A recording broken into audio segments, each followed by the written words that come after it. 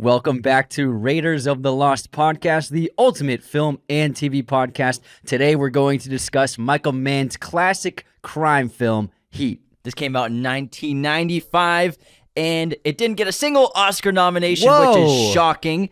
IMDb is an 8.3, and it's number 111 on the all-time IMDb user rating list. Rotten Tomatoes has this film at an 88%. Critic score, 94%. Audience score. Audiences know what's up. Yeah, exactly, kid.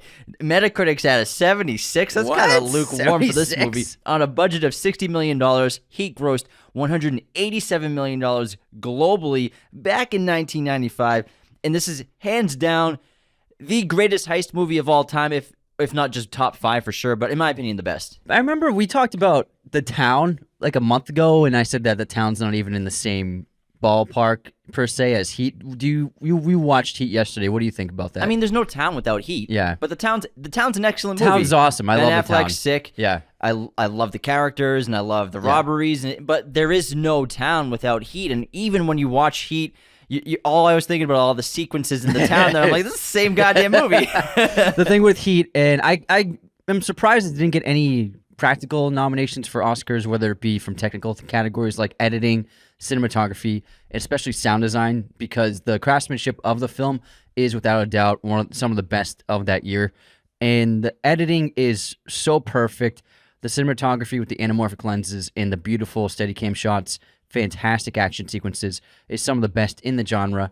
And then I would just say Al Pacino is phenomenal in his role, and I could have seen him getting a nomination. Michael Mann, I could have seen him getting a director nomination. But I'm really shocked that it didn't get any love for sound design, because to this day, it is on the top of the mountain of gun shootout action sequences with sound design. No other film has ever done it as good as Heat. No other film probably will do it as well as Heat. And there's just something about, especially that bank robbery shootout in L.A., the sound design of that film is so special. And every time I watch it, I'm like, I still have never felt a sequence like this, like the feeling it gives you from the sound design. So I'm shocked that it didn't get that love from the Oscars. Me too. And this is one of those movies that I wish I could experience in a movie theater at some point in my life.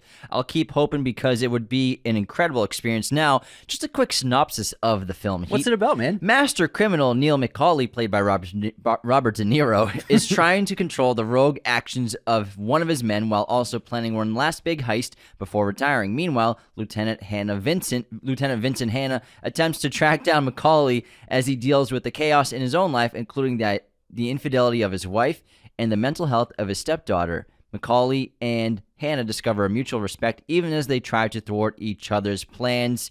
And this is also based on kind of a true story. Michael Mann wrote this original script when he was working as a film and TV writer. The true story involves a Chicago detective in the 1960s named Chuck Adamson. Pacino would basically play that character of the film called Vincent Hanna, Lieutenant Vincent Hanna, that detective that's based off Chuck Adamson, who ironically would later collaborate with Mann on Thief, the film that starred James Caan, and then later went on to become a TV screenwriter and producer himself. Now, I'm going to run into a little background on this real-life story, if that's cool with you. I'd love to hear it. So in the 1960s, Chuck Adamson was handed a case about an ex-convict from Alcatraz named Neil McCauley, played by De Niro in the film. In 1962, McCauley had been released from prison after a 25-year sentence. Over half of his 48 years of earth were spent in jail. 8 of those years specifically were spent in Alcatraz, with 4 of them being in complete isolation. Adamson began watching him as soon as he released, not at all convinced that McCauley was a reformed man who wouldn't begin his life of crime again. He was right. McCauley began putting a crew together to conduct more heists, with many other crimes recreated in the film that actually happened in real life. The most accurate portion of the film, however, is one without any evidence or bloodshed. Heat has its share of thrilling action moments, but the most powerful part is when Al Pacino and De Niro sit down at that diner together to make film history, one of the best scenes of all time in a crime film. This was actually a reference to what happened to them in real life, and a lot of this dialogue was taken specifically from Chuck Adamson, who put this all together from memory. It wasn't at a diner. He didn't get in a helicopter and chase him down on the LA freeway. Well, that's Michael Mann style right there, yeah. But what happened was Adamson bumped into him at a laundromat, and then they went and then they met and they had this conversation that really actually happened. A lot of this dialogue was real between the two of them. I read that they ran into each other at the laundromat. Then they walked over to a nearby deli to get lunch at the deli, and that's where they had their talk. That's so crazy. And then obviously he caught him at some point. The ending of the real life story is that let me get down to it. In real life, it played out differently than the ending of the film. Macaulay and his crew had been researching a heist for weeks that involved robbing the National Tea grocery store in Chicago after an armored car made its money dropped. Little did they know that Detective Adamson and a group of cops were watching them the entire time. Macaulay's gang committed the robbery, stealing around $13,000. But on their way out, Adamson and company were waiting, blocking every single exit. A shootout commenced with 2 of Macaulay's men killed. Macaulay himself tried to run, but Adamson shot him 6 times, leaving the thief dead. So it's actually loosely based on true events, which is wild. That's amazing. Wow, that's so fascinating. Well, there's just something about this movie and talking about, how in real life it's kind of mundane and a little trivial and a little boring how they meet at a laundromat. But what makes this movie special is Michael Mann. And Michael Mann is a very special filmmaker. If you aren't familiar with too many of his films, I mean, if you haven't seen Thief or Manhunter, which he made before this, you should check them out. They're really remarkable films. Thief was his debut, and it's like an all-time film debut for a director. Thief with James Caan, and then Manhunter with Brian Cox and Grissom from CSI.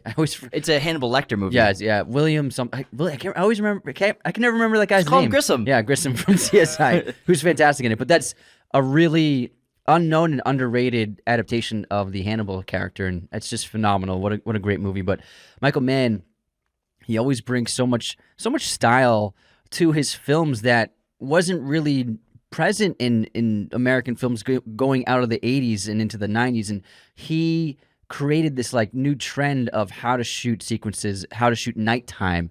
I think that his nighttime photography could be the best of all time, and that's one of the reasons why he switched over to digital filmmaking, digital cameras, most notably with Collateral. And now, since Collateral, he's always gone digital. The reason for that is because he's shot so many night sequences, and he loves the sky at night. How human eye can see. It can see light in the sky. It can see the blue hue, and sometimes it's a little brighter. But generally, film cameras, if you're exposing for the actor on a set, you're probably gonna not see the sky at all. It's just gonna be blacked out. And so Michael Mann has always been obsessed with trying to depict nighttime sequences as close to the human eye as possible. And that's why in this film, we'll talk about it in a bit, but there's a sequence where he shot it and he basically superimposed over a green screen De Niro and another actor, and then they filmed the night sky separately to overexpose it to get it, and then it doesn't line up that well. Doesn't look great. It doesn't look great. I'm sure it looked fine in '95, but that was him trying to get the night sky visible because the film cameras couldn't do that if you're exposing for the subject as well as the background. And so in this film, you can see moments of that where he's trying his best to photograph the night, but he's using the end of dusk or the very early moments of dawn, and it's just such beautiful coloring in the skies. And you could tell when you watch this movie as many times as I have, and you notice how he's shooting, and the timing is everything with the style of his lighting techniques, because this film had 0 scenes shot on sound stages at all. It was all on location, the entirety of the film. That's actually very rare to not shoot anything in a soundstage, because he's a big believer in shooting in real locations, and he understands that timing is everything for the lighting and for the style. And so you have the shot of Macaulay coming home after the opening of the film, and he goes into his Malibu home, and then there's just this beautiful blue light, just before the sun comes up. There's just this 5-minute window of this light, and there's another sequence where he and John Voight meet in the parking garage on the 10th story of the parking garage, and there's a beautiful warm light in the background, just as the sun's about to set completely. And it's so close to there being no light. But Michael Mann understands that timing is so important with the style that he's creating. And you can only imagine they probably went through many takes of those sequences, planning it out, and then we're okay, we have 5 minutes, let's try and get this shot a couple of times. That's probably how they were doing it on set, and I guarantee you he planned it to the T, okay, now's the moment, now we're going to shoot the scene for real. I'm sure they rehearsed it a bunch of times. But speaking about in real life, when the 2 men met in real life, it was accidentally at a laundromat, and then they went to a deli. It's kind of boring, but Michael Mann understands that great filmmaking, you need to imbue so much style and so much energy and creativity. And so what's he do for his meetup? Al Pacino hops in a helicopter, tracks down the police detail following Vincent, pulls him over, and then they go. He pulls him over. Hey, can I buy you a cup of coffee? And then they meet at the restaurant. It's just so cool. It's just the way he approaches it. I'm sure many other filmmakers would have tried to make it accurate and like, hey, let's run into each other at a laundromat. But Michael Mann knows, like, you know what? I'm gonna make this crazy cool, so memorable. I'm just gonna do a fucking helicopter. Why not? Sexy as hell. Absolutely. And it's Neil is played by De Niro, and Vincent is Al Pacino. And Heat is undoubtedly a blueprint of so many crime films to come after it, as well as the impact not just in the film industry, but also in real crime and real robberies. So many robberies were influenced by Heat. The explicit nature of several of the film's scenes were cited as the model of a ton of robberies since its release included armored car robberies in South Africa, Colombia, America, Denmark, Norway. Most famously, in 1997, the North Hollywood shootout in which Larry Phillips Jr. and Emil Matasereno robbed the North Hollywood branch of the Bank of America. Similarly to the film, were confronted by the LAPD and they left the bank. This shootout is considered one of the longest and bloodiest events in this type of American police history. Both robbers were killed, and 11 police officers and 7 civilians were injured during the shootout. Heat was widely referenced during the coverage of the shootout because it happened just 2 years after the film's release. Not to mention, in LA. Yeah, the influence of this movie on cinema is huge and still relevant. You can't watch this movie and not constantly think of The Dark Knight by Christopher Nolan. This film Nolan used as kind of an influence for the style of the filmmaking for The Dark Knight, specifically the way he portrayed Gotham City, the way he portrayed good versus evil, these two obsessive characters fighting for what they believe in. Not to mention some great references like the "Look at me" by the Joker. Look at me. That's in Heat. He says "look at me" a few times before he pops Waingro on the head. The cello in the background with these ominous city shots following cars and trucks. Armored trucks, the flipping of the 18-wheeler in Dark Knight Rise. In The Dark Knight, there's no way Christopher Nolan doesn't flip that 18-wheeler and also hit the armored truck into the water with that underground action sequence of the cars. There's no way he does any of that if he's not obsessed with the movie Heat, where they put the armored car on its side and hit it sideways with the 18-wheel truck. These crazy action set pieces that Mann was doing in the 1990s. Also, the behind-the-back shots are so relevant and prevalent following shots inside Christopher Nolan's films. They're all over Michael Mann's movies, and this movie is especially. Also, using Al Pacino in Insomnia as basically the same character as in Heat. He's not the same. A little different. A little different. And also, saw so many influences it probably had on the Jason Bourne franchise when I was watching this movie, with all these big set pieces and opposing forces, kind of how you would do that in a city landscape, because many of the Jason Bourne action set pieces are practically done in exteriors of huge cities. And also, there's a couple more references for The Dark Knight in terms of Harvey Dent's office and in the mayor's office. They're on high levels of skyscrapers, and you can see these floor-to-ceiling windows, and then you just see the city in the background. You see that a couple of times in Heat, and Nolan wanted to make it feel like, oh, you're seeing Gotham in the daytime, and it looks like a real city. And then also a couple of scenes and sequences in parking garages, like that first big action sequence in the parking garage with Scarecrow's deal gone wrong. It's very reminiscent of just Neil meeting his fence, Nate, just like in the parking garage. So there are so many references, and I really noticed the overhead helicopter tracking shot of one of the trucks in this movie, and it just reminded me of the police detail in The Dark Knight. So it's also influenced Nolan's filmmaking and style in terms of shooting with anamorphic lenses, shooting on 35mm film, shooting in desaturated quality. The Dark Knight looks much different from Batman Begins in terms of its color palette, and it looks very similar to the Heat, where you have desaturated, balanced tones, but then you have a lot of blues added for some style and color. So he definitely used Heat as a major influence for The Dark Knight. And I mean, blue is kind of the color in marketing for The Dark Knight versus like orange for Batman Begins and Oppenheimer for coming out this year as well. And I never liked the Batman Begins posters, honestly. I think they're pretty sick. No, I never liked them. Pretty sick. They're okay. This is an airtight script as well from Michael Mann, and it has so many moments where the average screenwriter or the average movie you see today would just be bombarded with silly, random dialogue that's so unnecessary. And you could see all the spots where someone would put a one-liner in here and there, and then Michael Mann's dialogue and these characters' dialogue. It's just so realistic, and they say so much with saying so minimal, as well as great lines that you still remember to the day. And there's a point in this film where there's over 6 minutes of no dialogue in the film. This is the chase between the climax. Yeah, the climax of the movie. Yeah. This is after Vincent spots Neil and he chases after him. Al Pacino says a line, "Give me that shotgun" to the cop, which is sick. Then he just cocks it, and then he chases after Neil. And then Vincent chases Neil into the airport. Tenet, airplanes. Right? Airplane hangar. The airplane hangar. Incredible large-scale practical filmmaking here, just like Christopher Nolan. They're really running past planes. Robert De Niro ran in front of multiple giant 747, or not 747s, whatever the airplanes were back then. Huge airplanes at an airport. Yeah. It's pretty silly how easy it was to break into an airport back in you just hop off fence and you're there.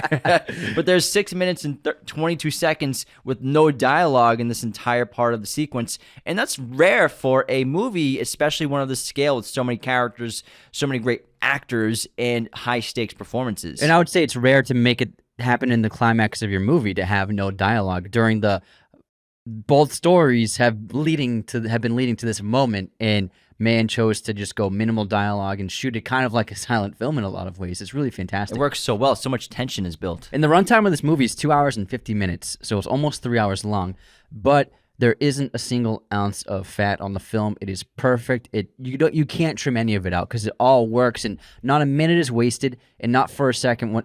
No matter how many times I've seen this film, it never feels long. It never feels like it drags. It feels like it's earned every bit of character, every bit of dialogue, every sequence, and it's really impressive because you could see it easily getting trimmed down to 2 hours and just being like, a kind of a second-rate action thriller, but all of the extra hour, Mann adds so much character and so much detail to every person in the film.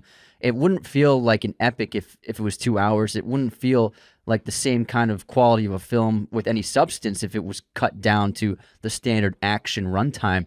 And Michael Mann, what he does with that extra runtime is he makes you really understand who all these people are. You don't necessarily maybe empathize with everyone, but you really get a sense for this ensemble because it is an ensemble. Yes, it's Pacino and De Niro's movie, but it very much so centers around many other characters as well. And even like some of the side characters, they have sizable amounts of dialogue and sizable amounts of screen time. Michael Mann never makes you feel overwhelmed as an audience member. He never makes you feel confused about what's going on. There are a lot of moving parts, and there are a lot of major roles of players in this cast, but he does a phenomenal job with pacing and balance, which ends up just benefiting the film so much more. And I think it would not work better if you shaved off even any bits of this film. It's just pitch perfect, every beat of it. What I love so much about it is it's obviously this high-regarded crime film we all love. So many great action pieces. The shootout's so memorable. The diner scene's incredible.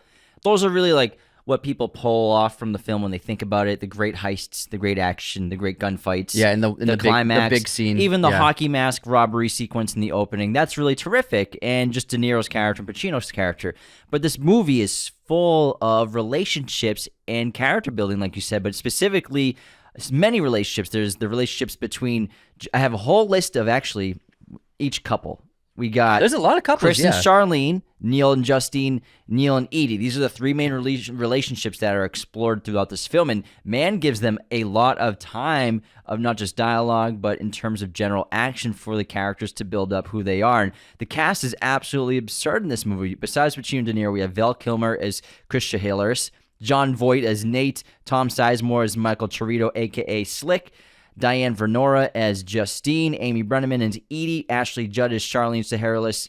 Then we also have McKelty Williamson as one of the cops, Druckard, Wes Studi Casalis, Ted Levine as Bosco, Dennis Haysbert, Donald Breeden, a.k.a. Mr. President from 24, William Fichtner as Roger Van Zant, who I guarantee Nolan cast as the bank manager in The Dark Knight as a reference to Heat. He said specifically that he cast Fichtner because it was an Easter egg nod to Heat. Natalie Portman, really young in this movie. She's probably 11 or 12 years old, as Lauren Gustafson.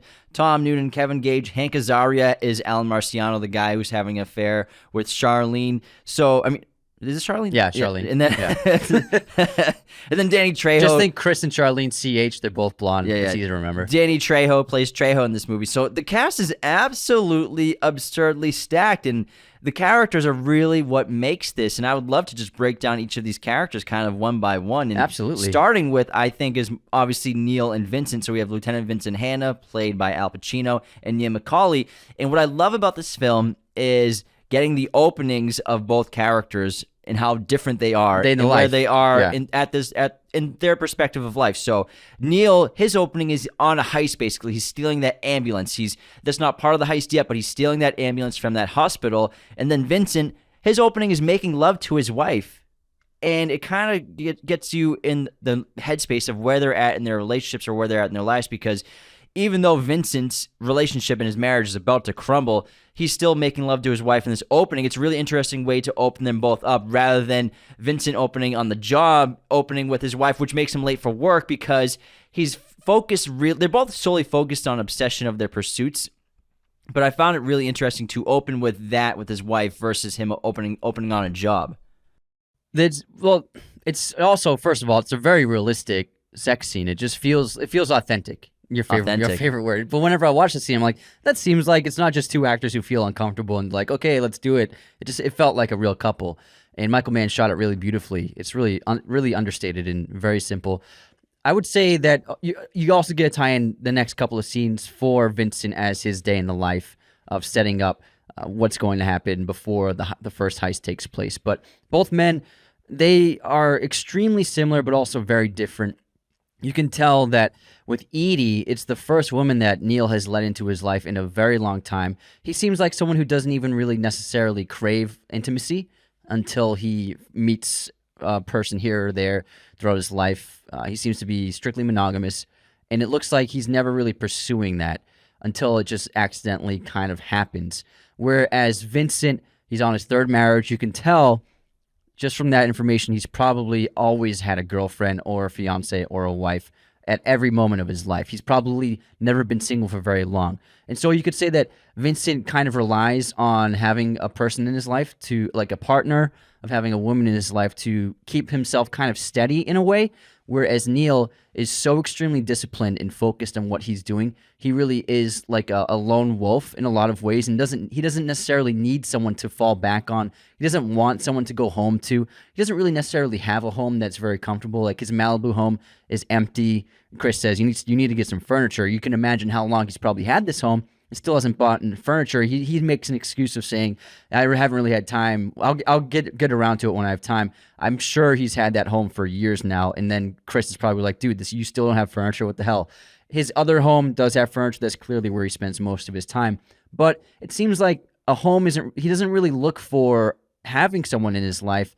And it wasn't until Edie where that kind of changed for him, changed in his character, but still, it never completely changed him. He still ended up resorting back to who he truly was and who he always was at the start of the film. So I'd say in that way, both characters are extremely different, where Vincent probably has always needed a partner in his life, whereas Neil is always preferred to be alone. You could probably chalk it up to him spending so many years in prison. We find that out in the diner scene because they've also both done research on each other. They're very professional. They do extensive prep for whatever job they're taking on. And Vincent tells Neil, like, you did 7 years here and then 4 years here. So you can imagine, he said a good amount of that was in the hole. So he's used to isolation, and it's probably created this creature of introverted behavior, as well as he's so calm and methodical. He probably developed this new personality while spending so much time in isolation in prison. That's probably why he feels so comfortable alone now. That actually ties into his philosophy, his idea, and then he expresses a couple of times. He says, never let yourself get too close to someone. Basically, if you can't walk out in 30 seconds when the heat's on you, if you can't abandon whoever you're with, that you need to avoid that. He's never really understood Chris and his devotion to Charlene because he's never had that in his life. And so he says, he tells Chris after Charlene and him had that fight in the opening act, and then Chris crashed at his place. He's like, I don't understand you. He's like, remember that guy? He told us never get committed to someone that you can't like leave in 30 seconds flat. And then Chris says, well, the sun sets and rises by her, saying that she is my everything and I could never leave her. Neil has never understood that about him, and he doesn't realize that intimacy can be probably the strongest pull in a person's life until he meets Edie. And then it gets to the point where he can't go anywhere without Edie, and he actually vulnerably opens up in the third act of the film on that hillside, telling Edie, like, you can go if you want, but I don't see the point in doing anything without you by my side. So that was such a... he's opening up in a way that he never has before. And then for the first time, he probably understands Chris's point of view with staying with Charlene. I think that also... he's always misinterpreted that sentence in terms of he always has probably thought that it meant a relationship or a person. Because he says don't get attached to anything that you're not willing to walk out on in 30 seconds or less if you feel a heat around the corner. Because by the end of the film, we find out what Neil's biggest weakness is, and we find out that he has an attachment that he's not willing to walk away from when he feels the heat, because he's in the clear in the third act of this film. He's got new identity. He's got plane tickets on this secret plane that's going to come and take them wherever they have to go. He's got money. They're going to go to hopefully New Zealand. That's his plan to take Charlene. Charlene finally agrees to come with him. So he's got it in the bag. They're on their way to the airport in the car.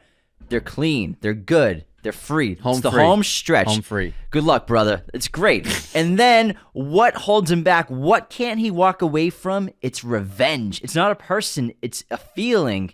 It's getting vengeance for what Waingro did to his crew and to his friends and basically to his life, because Waingro was the hothead that killed the cop and the security in the opening heist, which led to them making their situation, instead of just being a robbery, a triple homicide, which made more heat be put on top of them, which messed up their whole entire situation. Also, Waingro escaped from the diner situation where they were going to straight up murder that guy really efficiently, by the way, with those trash bags taped inside the trunk of Trejo's car. How many times have they done that? And then, oh my God. How many times have they killed dudes in parking lots of diners? Oh my God. And then Waingro kind of just being this pain in his ass and finally wanting to get a revenge on him because he's messed so much of his life up. He can't let that go. So at the end of the film, we find out that Neil actually has attachment to something that he can't let go, and it's revenge. That's a great point. He couldn't let him go. He had to go back. He was in the clear, and he knew how risky it was. And I'm sure he knew that cops were on his tail and watching him, but he still couldn't resist the urge and desire to go back there. I suppose that goes back to my point where Edie nearly completely changed him into a better man, but ultimately it didn't fully click. He still walked out on her. He still He left her. felt the heat around the corner. He saw Vincent coming. See you later, Edie. So he never, like, she almost changed him, but he ended up choosing his who he was. He ended up choosing his past life, and he just set himself up for an inevitable death. It was going to happen inevitably. There's no way he was going to get out of that airport alive. And then Neil is portrayed in such a great, subtle, nuanced way in many regards in the film, and De Niro is really outstanding. We got a comment today of someone in a De Niro clip saying that he does the same role every time, and it's like every character is so different, and his performances are so nuanced and so brilliant. It kind of drives me nuts when people say he does the same thing every time. And even in this case, where he's playing a criminal, he's played a criminal obviously many times before, but Neil is so different from any other criminal he's played. It's just his behavior, the slick back hair, the goatee, the way he carries himself. He's so rigid. He's so quiet. He's so stoic. He's very reserved. But he is in complete control at all times. He always knows what he's doing. He always is extremely prepared. And he's extremely neat and orderly. And all of his time being put away, he's established this very clean living style, just like subtle details, like when Edie's asleep in bed in the morning and he leaves and he doesn't want to wake her up, he gets her a glass of water and puts it by the bedside table. But he wraps the glass of water. It's already wrapped, but he wrapped the glass of water in a paper towel, but he folded it in like a very fancy way. It's just a paper towel, but like that's just the way that's the way he holds a glass of water, with this like really fancy paper towel makeshift thing around just a glass of water. And all of the collars that he wears are extra starchy because that's what it would have been like for the inmates and how they had to make their clothes very starchy with the materials they had in prison. So that's why his clothes look like very rigid and very solid. I just love the precise detail he has towards everything. He's very quick to judge people, and he's very quick to be suspicious. He is hard to trust someone. Like when he meets Edie, she just says hi to him casually at the bar of the restaurant, and he's like suspicious of her. He's like glaring at her, and it takes him like a minute to realize, oh, this is just a normal person talking to me. You know what I mean? He's always He's like, what are you interested in my business, lady? Lady, what makes you so interested in my business? It's just fascinating, and he's just always on, and he can never. It's hard for him to just like turn off. You know what I mean? He can't help himself, and I think De Niro portrays it in such a wonderful way. It's just a fantastic performance, and I just love the attention to detail. How every action sequence, he knows what he's doing. He's in command. He's very experienced, and also there's little details. Just like the folded napkin over the water glass, he has a Marine's tattoo. Like he's a former Marine. Same thing with Vincent. They're both former Marines. You don't hear this crazy backstory about him. You don't hear this long list of things that he's done in the past like so many other filmmakers or writers would do. It's really his actions and what they're showing you that really inform the character in so many brilliant ways. And you already know that this guy knows what he's doing, extremely capable. And also he has a plan for the future.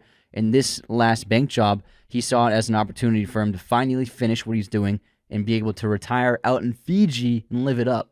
And I think I know why so many people, especially on the internet, especially on the TikToks, the Twitters, the Grams kid, that they always call out people like De Niro, even people call out Pacino. Yeah, but all he does is scream. A lot of great actors who you've seen in so many movies, and I think I know why they always say they play the same character. And it's probably because they believe that maybe the pinnacle and the best actors are the chameleon actors, but it's a completely different style. You don't have to be a chameleon actor to be a great actor. You don't have to be Daniel Day-Lewis and disappear into every single role that you're in, and whether it's in physically disappear, like Christian Bale, and put on all this weight to be a character, even though De Niro's done that. I mean, he has done it. Have you seen Raging Bull? All you got to do is watch that. So when people look at their careers, they don't see all their great movies, but they just like chalk it up to a handful, and they think that same thing with Scorsese. They think he only does gangster movies. And I'm sorry, a handful that they haven't even seen. Yeah, most of the time. Yeah, that's what I said. Yeah. Oh, sorry. So they haven't seen these movies. They haven't seen these characters, and I think they assume that the best actors are the chameleons. But it's really, there's no difference between being a great actor if you're a chameleon or just kind of just doing nuanced things for your characters to disassociate yourself from other characters, because like you said, he's so skilled at creating people for movies that, yeah, it's De Niro. You see him in a ton of movies, so obviously you're gonna assume he's playing. He's the same very guy in every familiar, movie. yeah. He's got the De Niro voice. He's not changed. He's not doing Southern accents or really, except for in Cape Fear. He's got a great accent. Like, if you point out his most flamboyant characters, yeah, he's like kind of disappearing into that role a little more. But it's the nuances that are as big a detail as a huge weight gain. I would say Denzel's another actor who you can say the same thing about, where he isn't so much a chameleon. He doesn't transform everything about himself like Gary Oldman, like Meryl Streep will do, like Daniel Day-Lewis will do, like Christian Bale will do. But he is without a doubt, hands down, one of the greatest actors to ever live, and still is. And I think that De Niro and Denzel, I've seen it said in our comments about Denzel as well. And people have said like he sounds the same in every movie and he doesn't even change his voice. It's like he's still, without a doubt, like such a remarkable talent of an actor since day one. It's really unbelievable, that guy's career and what he's been capable of. And I think that De Niro and Denzel have a lot in common in that regard. But that being said, I still think that De Niro is a chameleon in many of his roles. And it might just be, obviously, his roles as mobsters, they're not looking or sounding that different because they'll have like similar backgrounds from similar areas. So he's not going to change the voice that much. But then, I mean, there's plenty of movies of his you can watch. King of Comedy is nothing like anything he's ever done. You know what I mean? This completely different accent, different. That's like a different human being when I watch The King of Comedy, Rupert Pupkin. So he does do that, but I think that his most famous roles are just the characters will have similarities. It's probably what it is. But what's interesting about Neil is he always puts the work first, and that's really what defines him. And that's another reason why he's never really probably been in an intimate relationship until Edie. I'm sure he's been laid before, but I'm talking like wanting to pursue a partnership with another person with Edie. I think this is the first time he's ever felt that before. He's always put work first. And an example of that is Chris and Charlene having their trouble. And then what does he do? He makes that phone call while simultaneously spying on her, and he sees the man leave the motel, sees her in the hotel, and then once Hank Azaria's character drives off, he bombards her into the hotel. And he basically tells her, you are going to give him one more shot. You will give Chris one more shot. He's not doing it to save the marriage. He's not telling Charlene to go back to Chris to improve their relationship. He's doing it to keep Chris even keel, to keep him focused, to keep Chris from losing control of himself, because they have the biggest job of their careers ahead of them in a few days. And he can't have Chris be all messed up in the head because his wife left him. So he's... on the surface, it might look like, oh, maybe he's trying to do something good here and trying to repair this marriage. He's doing it to protect the job and in himself by making sure that Chris's life doesn't fall apart right before their big bank heist. And then we have Lieutenant Vincent Hanna, played by Pacino, and these characters are so similar as well as different. You can easily see, had the other one been put in the other person's shoes, they might have led the exact same paths of life, because their whole entire purposes are devoted to obsession of their crafts. For Vincent, it's being a detective, catching killers and robbers, and for Neil, it's heists and scores and always getting a bigger score and always robbing whatever it is to make money. And just not 7-Elevens. Not 7-Elevens. They're both wicked smart, but I like how, as introverted as Neil is, as quiet, as calm, controlled as he is, Vincent's like the exact opposite. He's always talking. He's shit talking. He like talks like jazz, like Pacino talks like jazz. He's like all over the place. He improvises the fucking. He's like so much. He's almost like singing while he talks. Like Italians, it's kind of like you're singing while you're speaking. He's kind of like that in this movie, especially. It's very interesting. There's like a rhythm to the way he speaks. It's really fantastic to watch. And Al Pacino recently revealed in a GQ interview that Hanna actually frequently chips cocaine throughout the film, though it's never portrayed on screen fully. And to quote Pacino, he said, there is a scene where it goes by really quick, which never got into the film, and I've always wanted to say it, just so you know where some of the behavior is coming from, he said to a laughing crowd that understood that. Clearly, yeah, Hanna seems like the type who recreationally uses cocaine to keep him angsty, to keep him on edge, and he's on his third marriage because he's so obsessed with catching crooks. And they also have so many similarities. What I think is really great that the production did with this film, in addition to Michael Mann's, obviously, his decisions, is both Vincent and Neil are almost constantly, especially Vincent, are always in suits. They're never seen in anything out of professional attire. If Neil's not wearing professional attire like a suit, it's because he's undercover as like an ambulance driver, or he goes undercover as a security guard at the hotel. But they're both always portrayed in suits. They're never like in t-shirts. They're never in jeans. They're never in pajamas, shorts, nothing. They are always dressed very sharp and very professional, because that's how they approach every facet of their life. This might tie into the cleanliness and orderliness of being a former soldier and a former Marine, which I think is really interesting. I think it's excellent for the production and characters. Plus, it looks cool. It looks cool! But he also is a former Marine. There's a Marine plaque in his office. They bring it up in dialogue for a second, I think. I think with Vincent, I mean, Neil brings it up about Vincent, I believe. Nate does. John Voight's character mentions. That's a great scene where Nate's warning him, like, this guy, he's like the real deal. He gunned down like another famous criminal years ago, and he's like, he's thirsty for you. Like, he wants you, and like he says, like he's just on you. Like, he gets hot when he realizes that they're watching them at that container. He's like, oh man, he's good. Is this guy something, or is he something? Good. You want to know what they're watching? Us. They're watching us. Hello, Mr. Robbers. You can tell that Pacino did so much improvisation in this film.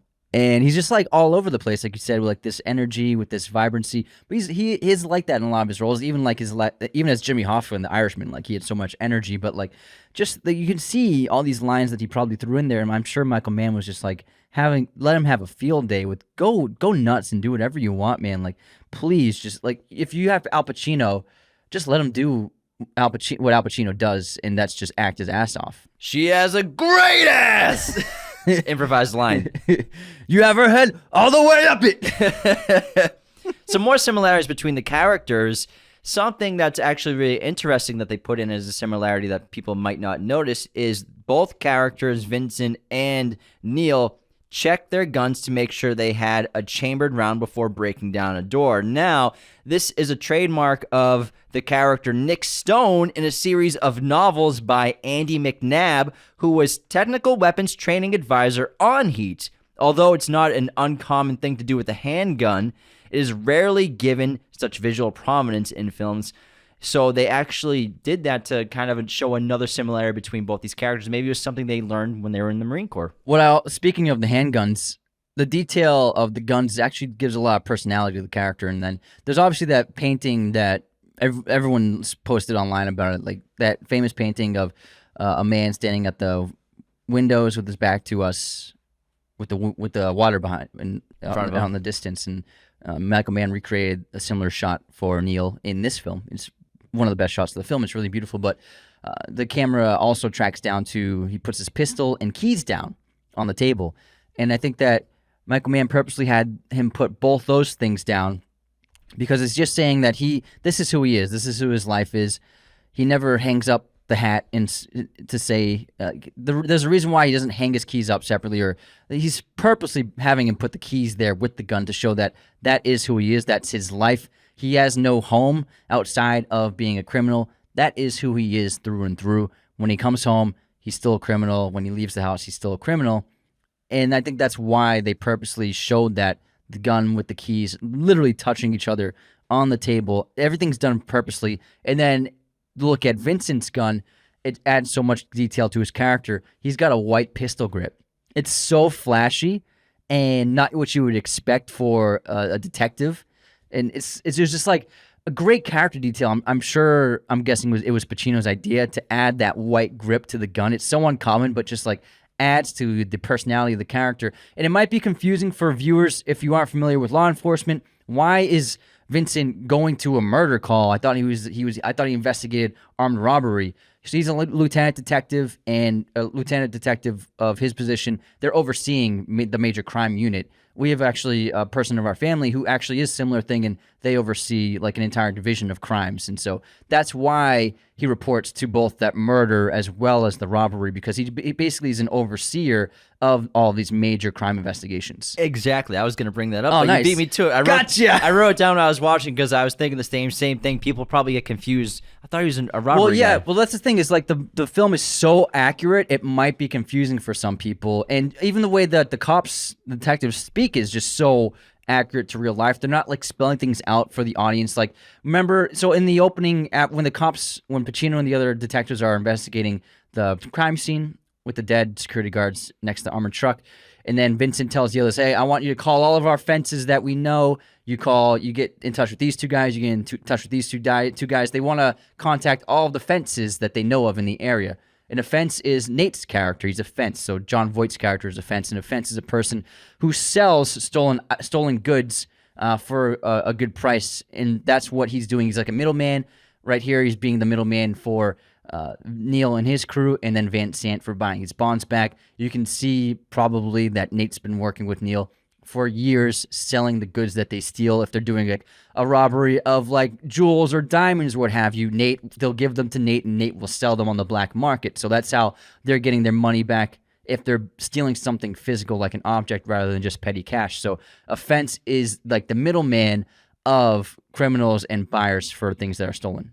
Let's get into some more characters. How about Chris Shaharris, who's played by Val Kilmer, and he is Neil's basically right-hand man. You can kind of like the Little sort brother. of big brother, little brother relationship here. And Keanu Reeves was actually originally signed on to play Chris in this film. Coming off Speed. However, he lost the part because Val Kilmer was able to squeeze this in while he was making Batman Forever. And Val Kilmer was also so experienced with heavy weaponry and ammunition, having earlier been taught to use all varieties of guns by his father and grandfather on his home ranch and at Juilliard, that he assisted the technical assault team members in teaching the other cast members how to comfortably maneuver and use their weapons during the lengthy practice sessions. Now, Chris, this character is just beyond cool. He's just the haircut. Like, a few guys could pull off a ponytail. Freaking Val Kilmer. I knew it was hair extensions. Oh, was it? Because he was filming the Batman film. Yeah, He's Batman. not wearing long hair as Bruce Wayne. I was like, I knew it was hair extensions. You're right. Good point. But it still looks good. He kills it in this role. He's really terrific, really nuanced performance, and just lots of great range of acting he's doing in this role. And he's obviously in this downward spiraling relationship and marriage with Charlene, played by Ashley Judd, as well as trying to maintain his role in in Neil's crew and trying to help him do all the recon and all the thievery of the film. And now Chris, he's also maybe my favorite part of the shootout. I think what he did in that shootout it's so incredible to watch. And there's a lot of really cool information about the shootout that we'll get into a little bit later on. But specifically dealing with Chris and Val Kilmer, he was thrilled to learn that the moment in the gun battle scene where he runs out of bullets and rapidly changes his magazine is regularly shown to Marine recruits as an example of how to perform the action properly. And in June of 2002, the scene involving the shootout after the bank robbery was shown to United States Marine recruits at San Diego as an example of the proper way to retreat while under fire. So this film has so many great realistic and authentic tactics involved, as well as just what an armed robbery would really be like and how robbers really think, because that's what Michael Mann does so well with his crime films, especially in Thief. He does so much research. He gets so many consultations and so many consultants of real criminals to help with the script, to help with how would a robber break into this door. And like, I love how in the movie they hammer in that big chisel and they pop open the lock. Like, I'm sure he learned that from a criminal. And even Danny Trejo, who's in this film, he plays Trejo in this movie. He wasn't originally part of the cast as Trejo. He was actually, before he was hired to play the role, he and Edward Bunker, a writer, were hired to be armed robbery consultants since they both did time for those crimes and knew the ins and outs of performing such crimes. When Michael Mann spotted Danny, Mann introduced him to De Niro, Pacino, Val Kilmer, and John Voight, where they discussed the Cops and Robbers movie. After the meeting, Michael Mann just gave Trejo the role. So Trejo was originally a robbery consultant on Heat. Now he's Machete. You know, he has over 400 acting credits. I love it. It's so cool. It's insane. And Chris is a very different person from the other members of his crew, specifically Neil. And then Mike has his stuff together, and Trejo seems to have his shit together as well. Because Mike seems to be like a family man. Trejo, we're not sure if he has kids, but he definitely seems to be in a happy He's got a lady. partnership. They got Anna. My Anna's gone. Anna, man, don't leave me like this, Holmes. He's great in that scene. He's great. And so, but Chris he's like the black sheep of the crew. He's in gambling debts. He's a gambling addict, we learned from Charlene, and he's desperate for money. That's why he's always happy to do a new score. That's why he wants to do the bank score so badly. And him and Charlene are in a bad way because he keeps spending all of their money. And I read a little background about the characters because Michael Mann actually even wrote a sequel novel to Heat. So there's a Heat book, a Heat 2 book. And he also did plenty of character background for each character. And he'd said in an interview that Charlene and Chris met when he was in Vegas and he had a really hot streak at a blackjack table, and she was a high-priced escort. And then they had a night together, and then he basically asked her to be with him. And then she left with him. She left Vegas to be with him in L.A. So that's how they met in Vegas. And so ironically, they met when he was gambling, and their lives falling apart because he's a gambler. And he seems to be really rock solid when it comes to the work, and someone who Neil trusts and cares about. Because when Chris gets shot at the shootout, like, Neil is like, he does everything he can to save his life, and he's desperate to save him. I think there is definitely a big brother, little brother relationship between the two of them. Oh, that's a great point for not leaving something 30 seconds or less. He went back for it. Yeah, exactly. I think that he would have gotten away. He really loves Chris. He put his life on the line to save Chris, which was out of character for him. And so Chris, I think that it's great to have so many different dynamics with each member of the crew. They all feel like very individual people, but when he's on, he's on. And when the job is going on, like when the chips are down, he will deliver. But it's his personal life that he has no control of. He's kind of all over the place, and he's got no control of anything. Whereas when he's in a shootout, he's in command. When he's researching a job and prepping for a job, he's perfect. And then there's a reason why Neil trusts him, but not the same can be said for his personal life. And also, Neil is heartbroken when he finds out that Chris went off on his own and got his own identity from Nate before Neil got there, because Neil probably thought that Chris would come with him. He's like, where's Chris? He's like, free country, brother. Chris came and got his own identity. He's this new guy. He's going to try and go get Charlene and take off on their own. So it kind of breaks Neil's heart. So actually, that's a great I didn't even think about that maybe Neil is kind of something that, I mean, Chris is something Neil's been attached to that he's not willing to walk away from 30 seconds or less. Yeah, otherwise, he would have walked away from that shootout. It's contradictory. He would have spared himself. And if he was going through his philosophy and living by it completely, he would have abandoned Chris immediately. He would have gone away with that giant bag of money. Yeah. Because Chris undoubtedly slowed him down and put him at risk of getting fired upon by the officers, by law enforcement. Some more characters. We have Michael Chirito, or AKA Slick, who is played by Tom Sizemore. What a run that guy had. Yeah, he was terrific in the night. I mean, this Saving Private Ryan, he was on fire. And great character. Doesn't have a ton of dialogue, but he's really important for the heist. He's a solid side guy. Solid supporting actor in these films. He's got one of my favorite lines when they have the bank job coming up, but they're feeling that heat, and Neil's taking them all and talking to them. I was like, should we do this job? I want you all to answer for yourselves. And he tells Michael to answer for himself. Don't just say you'll do whatever I'll do. You need to make a decision. I mean, if I was you, I'd be out of here. You got great affairs in order. You got investments. House, you have stocks, you have everything. You got your family. And then he goes, You don't get it. The action is the juice for me. Like, let's go. Let's effing go. And ultimately, Chirito is the reason why they ended up getting some heat on them in the first place, where the informant tells Vincent that, he went up with this guy, Mike, and he was talking about how there's no action and he wishes there was action, and there's no crime going on, there's no jobs to do. And he ends up saying that they called him this guy Slick. He's the real deal.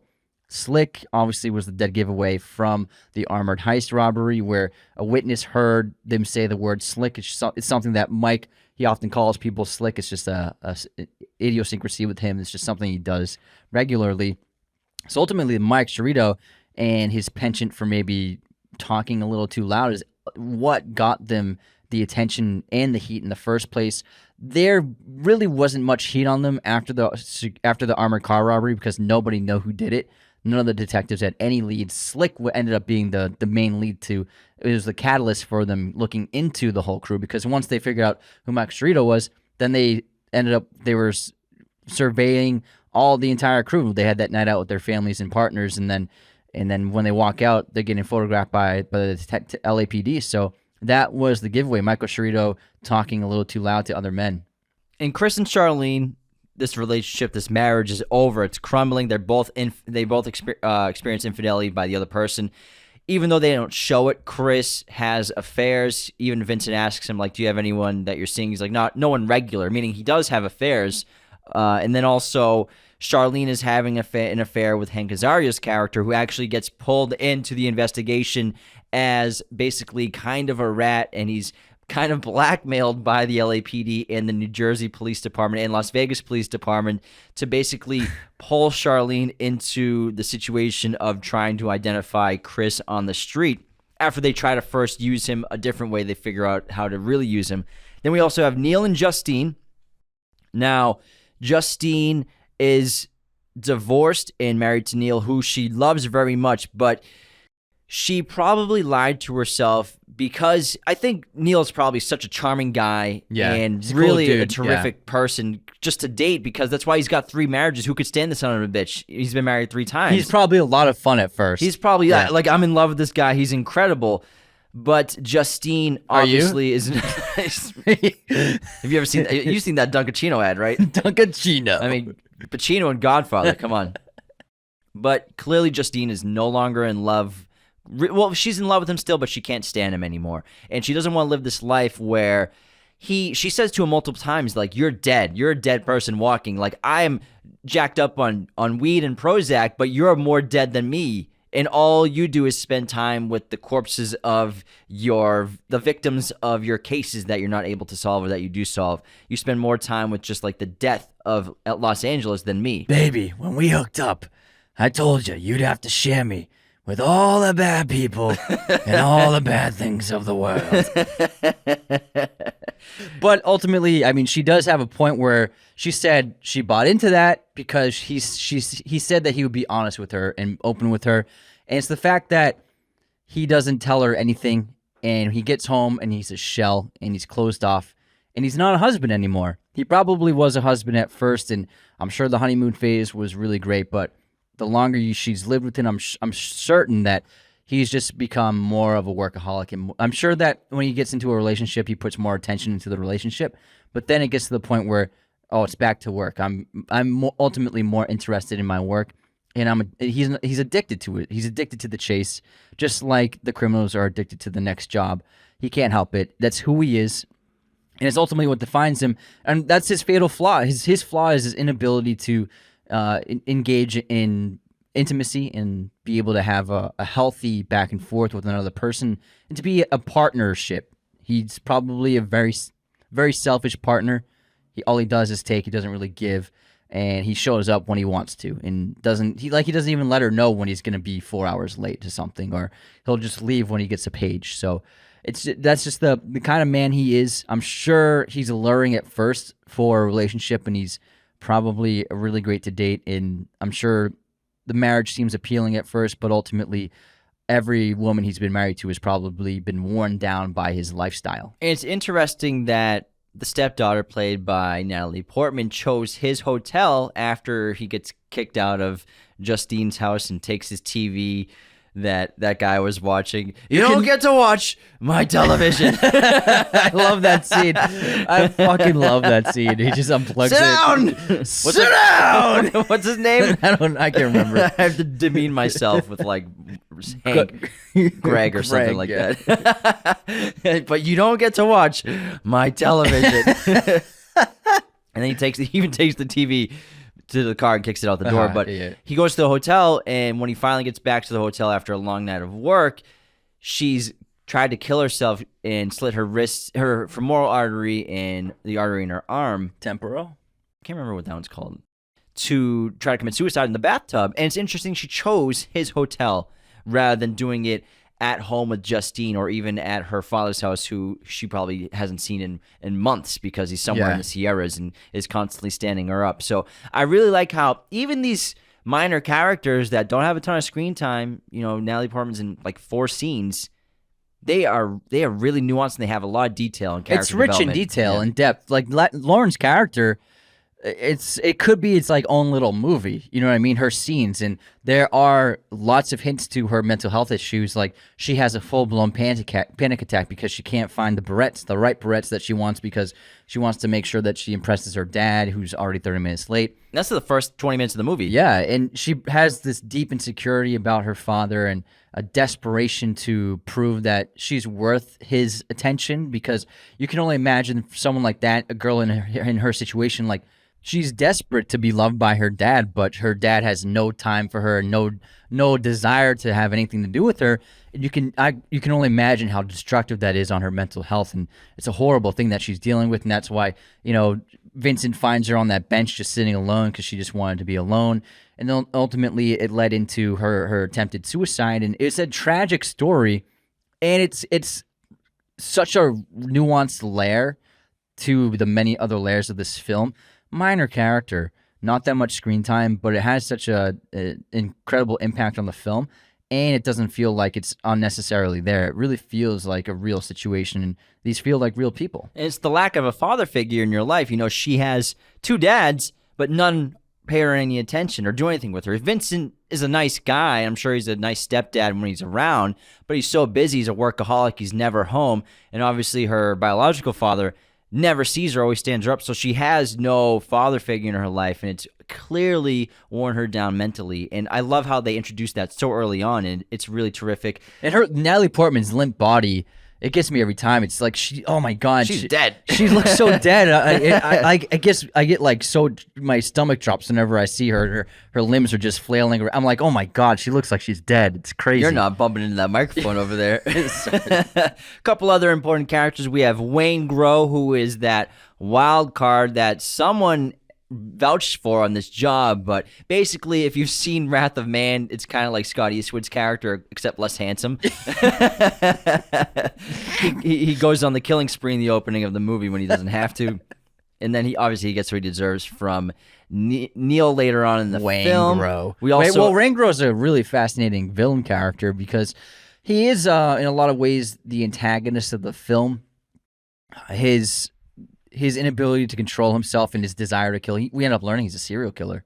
You know, he kills women every chance he gets, and he kills people. He killed that security guard because I think he just felt like he wanted to, and there's a desire to just like he has this desire to kill, and he is very much like it's like a serial killer thrown into this cops and robbers heist film.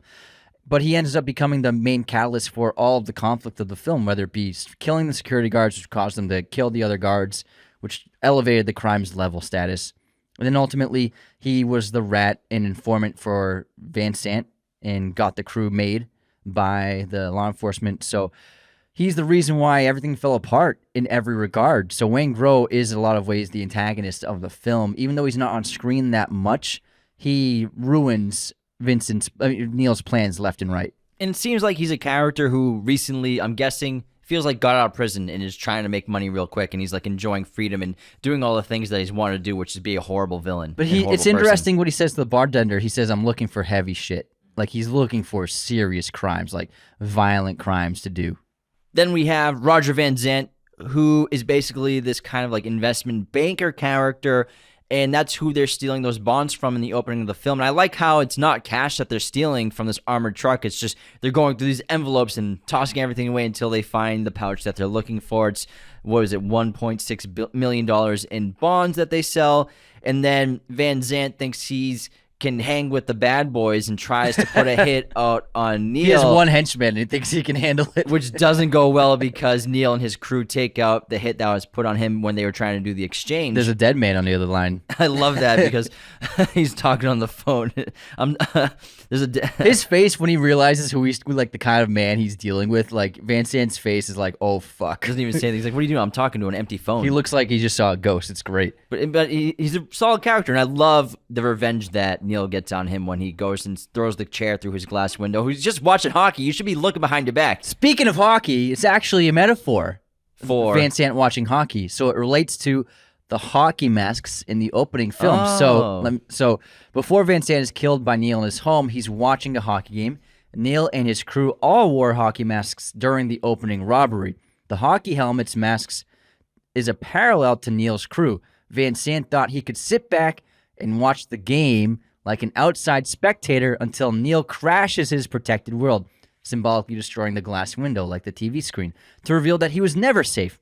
When he decided to screw over Neil, he entered the game, thus killing Van Sant like any other criminal who crosses them. So he thought he could just be an outside spectator of the game, like the game he's watching on TV. Then we have Edie, who gets into the relationship with Neil in this film, who works at that bookstore and talks to him at that upscale late dinner place in Los Angeles. Restaurant? It's like a late dinner Late restaurant. dinner restaurant. Late dinner. Late dinner. No, it's a late dinner place. Late dinner. It's a hip late dinner restaurant. So hip. You're bouncing. What does he say? It's got 9 stars. It's got pizzazz. 9 stars on Beverly Hills Magazine. 9 stars out of 5. Who is a graphic designer working at the bookstore. Remember when people used to go to bookstores all the time? It was like, packed. You go to the bookstore, you'd spend an hour there at least. You wouldn't buy anything. Sometimes you'd spend longer than an hour. You would like read chapters of books for free. Not even at a library. I would spend so much time at Barnes & Noble sometimes. It's unbelievable. It was like because there's nothing to fucking do. Before smartphones. We had flip phones. Man, I just remember, I miss that. I miss perusing the book sections. It was fun. And then probably the most prominent character remaining is Donald, who... Hold on, do you want to talk about Edie? Oh, yeah. Let's talk about her. So Edie is the graphic designer. All right, move on. Working at the bookstore. Clearly alone as well, and she's new to Los Angeles. She's trying to find somebody, and she's obviously recognizes Neil, who comes into the bookstore pretty regularly, that she works at, and tries to talk to him. It's like, hey, what'd you buy? Hey, lady, why are you so interested in what I bought? Who are you? You fucking cop? And obviously De Niro's a good-looking guy, so she's like... You've complimented guys' looks like 6 times so far happens tonight. every episode. Waiting for the Cavill reference. But I think the Edie Neil relationship is really fascinating, and it is quite touching, and it's pretty romantic too at times. And I think just the cinematography with the music and their chemistry is really good, and it's solid, and it just really makes you feel like they made a real connection. Neil, who's like I said earlier, this hardened criminal, hasn't let anyone in, and then he's finally opening up to someone. And I find it so touching when they have that dinner with him and his crew with their families, and he sees all these couples laughing and being cute together, and he's like, I feel lonely. And so what does he do? He goes into the back of the restaurant, and he calls Edie and says, hey, how you doing? And he asks if he could come over and see her. He's feeling lonely for the first time because he even says, he tells her, she says, do you ever feel lonely? He's like, I don't get lonely. She says she feels lonely. I think he was lying because he's afraid to reveal truths about himself and be honest to another person about himself. But he definitely feels lonely, and it's like he feels sad and like he doesn't have someone. And when he sees the couples having a good time, he's like, I want that. He did the 1995 version of the "What You Do in Text." you up? hey, Edie, you up? WYD. Question mark, smirky face. Eggplant peach.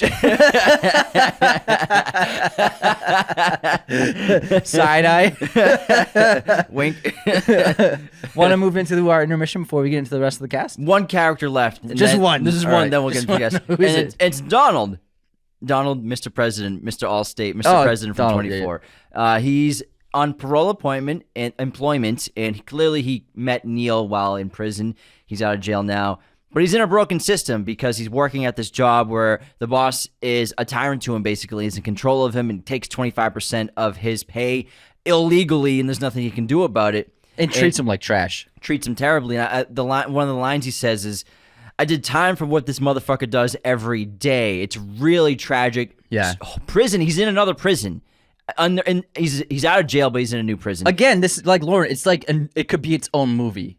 It's a minor character, Yeah. but it's so rich in detail, just Yeah. like everyone else, and it's just so fascinating. And I miss movies like this where every character has a great backstory with just minimal scenes and minimal dialogue. You don't have to see and explain everything he did. We don't even have to know what crime he committed or how long he was in prison. We just assume we know he's out of jail because he's working on parole. They don't even say you're on parole employment. He just says, I was told to come here and you have work for me. You know 100% what's going on. And also the relationship he has with, it's either his wife or his partner. It's never implied that they're married, but she's like, can you do this? Can you stick it out? And he's like, hey, I got this. You can tell that like what he's about to walk into is going to be hard for him. And it's going to be a struggle, but he promises her that he's going to try to work through this and do the best he can. It's actually a really great character. Tragic, too. It's so tragic. He does a terrific job with the minimal amount of screen time he has. Dennis Haysbert. He's oh man, I loved him in 24. He's so good in 24. Mr. President. Oh my god, if you guys haven't seen 24, the first 2 seasons are fucking rock solid. Like, holy shit. Excellent network TV. It's so good. When network TV was good. Yeah, they had some good hits. That was one of them. But it's just such a tragic character, and also it's just a terrific example of how terrible that system is. It was probably worse than it is now, but it definitely still is terrible. It's hard for ex-cons to find work.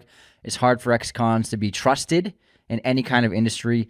And it's a struggle every day, even if they turn over a new leaf and even if they've become changed people and they want to do better, it's hard for them to even try to make a good life for themselves. And it's oftentimes why criminals get back into crime, because there's no other way for them to make a living and to survive. And they're often put in these situations where it's out of desperation they turn back to crime. And I think in a lot of ways he turns from desperation where he's being treated like an animal. He has no power in his life, no agency, no independence. You know what? He's given an opportunity. It's just like a knee-jerk reaction, like, fuck it, let's go. Fuck it. I'm coming with you, Neil. Fuck it! So I totally understand his decision to be the getaway driver. Also, just brilliant planning by Neil. Often, like I said earlier, just being the perfect planner and so controlled of everything. He planned to have their meeting in that diner on the off chance that Trejo couldn't make it. It's just genius by Neil to just Have a even backup to plan. think of that. He's got backup plans. Now let's head on into our intermission. We didn't even get into the shootout Woo, yet. it's like an hour. We're like an hour 10 into this thing. Holy crap! There's still so much to talk about because this is an all-timer, everybody. This is an all-timer. All-timer. Now, before we continue, the best way to support Raiders of the Lost podcast is to become a patron at patreon.com/Raiders of the Lost podcast. We have 5 different levels of tiers of support: $2, $5, $10, $25, and $100 tiers. All tiers have awesome perks. Everyone gets a weekly bonus episode, but check out the tiers to see all the goodies you get in each category. You can also take an online masterclass we have for podcasts. If you want to start a podcast, and many of you have been starting podcasts and taking our course, which includes dozens and dozens of videos and tutorials of how we started our show, go to the link podcastmasterclass.teachable.com. It's available for purchase, and you have access to it forever, and you can hit us up anytime for questions. This episode is sponsored by our friends at movieposters.com, the #1 place to get your posters online today. Use our promo code Raiders10, you know it, Raiders10 at movieposters.com to get 10% off your order today. They have a huge selection of pretty much every movie and TV show in their poster library, as well as all sorts of sizes, framing, and even backlighting for your poster needs. Our place is decked out with these amazing posters. Our home is decked out with these posters. If you're a movie fan or there's a movie fan in your life, there's no better gift to get yourself or that movie person than a awesome movie poster. And the best place, of course, to do that is at movieposters.com. And be sure to use our promo code Raiders10 to get 10% off your order today. Now, let's begin our intermission, Anthony. You ready? I'm ready. Better be good. Here's my movie quote. She's lost that loving feeling. You've lost that. No, she hasn't. loving feeling. She has. She's lost that loving feeling. Oh man. I don't know. Really? Yeah. Oh, Top Gun. Oh my god. Again. I even sang the song. I know. I thought that meant you got it. Fucking Bum, stupid. bum, bum, bum, bum, bum, bum, bum, bum, bum, bum, bum. We just missed us. Bum, They didn't do bum, that in Maverick, an bum, uncomfortable singing in front of a girl scene. That's why that movie is brilliant. It had everything the original had, expanded on it, and then took out the stuff that did not age well and did not play well. Here's my quote. You just said you love me. Now, if I say I love you and just throw caution to the wind and let the chips fall where they may, and you're lying to me, I'm gonna fucking die. My God, what is this? Say it one more time. You just said you love me. Now, if I say I love you and just throw caution to the wind and let the chips fall where they may, and you're lying to me, I'm gonna fucking die.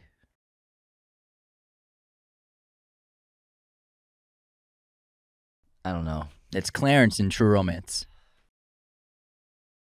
I knew it, man. Yeah, I knew you knew it, man. Sounded so familiar. All right, guess this movie release year. Tombstone. 1992. 93. Guess this movie release year. Dracula. I almost said the year. Wouldn't be the first time. Dracula, OG Dracula. De Palma Dracula. Okay, De Palma Dracula. There's a lot of Dracula movies. There are. 1982. 92. Yeah. Fucking idiot. Movie pop quiz time. I'm kidding. You're not an idiot. I accidentally said this in the episode, but I'll say it anyways. What is it? What comic book movie came out in the same year as Heat? Oh, I wasn't listening. Oh, okay, never mind. What comic book movie Shit. came out in the same year as Heat? Comic book movie in 1995. That's a good question. 1995.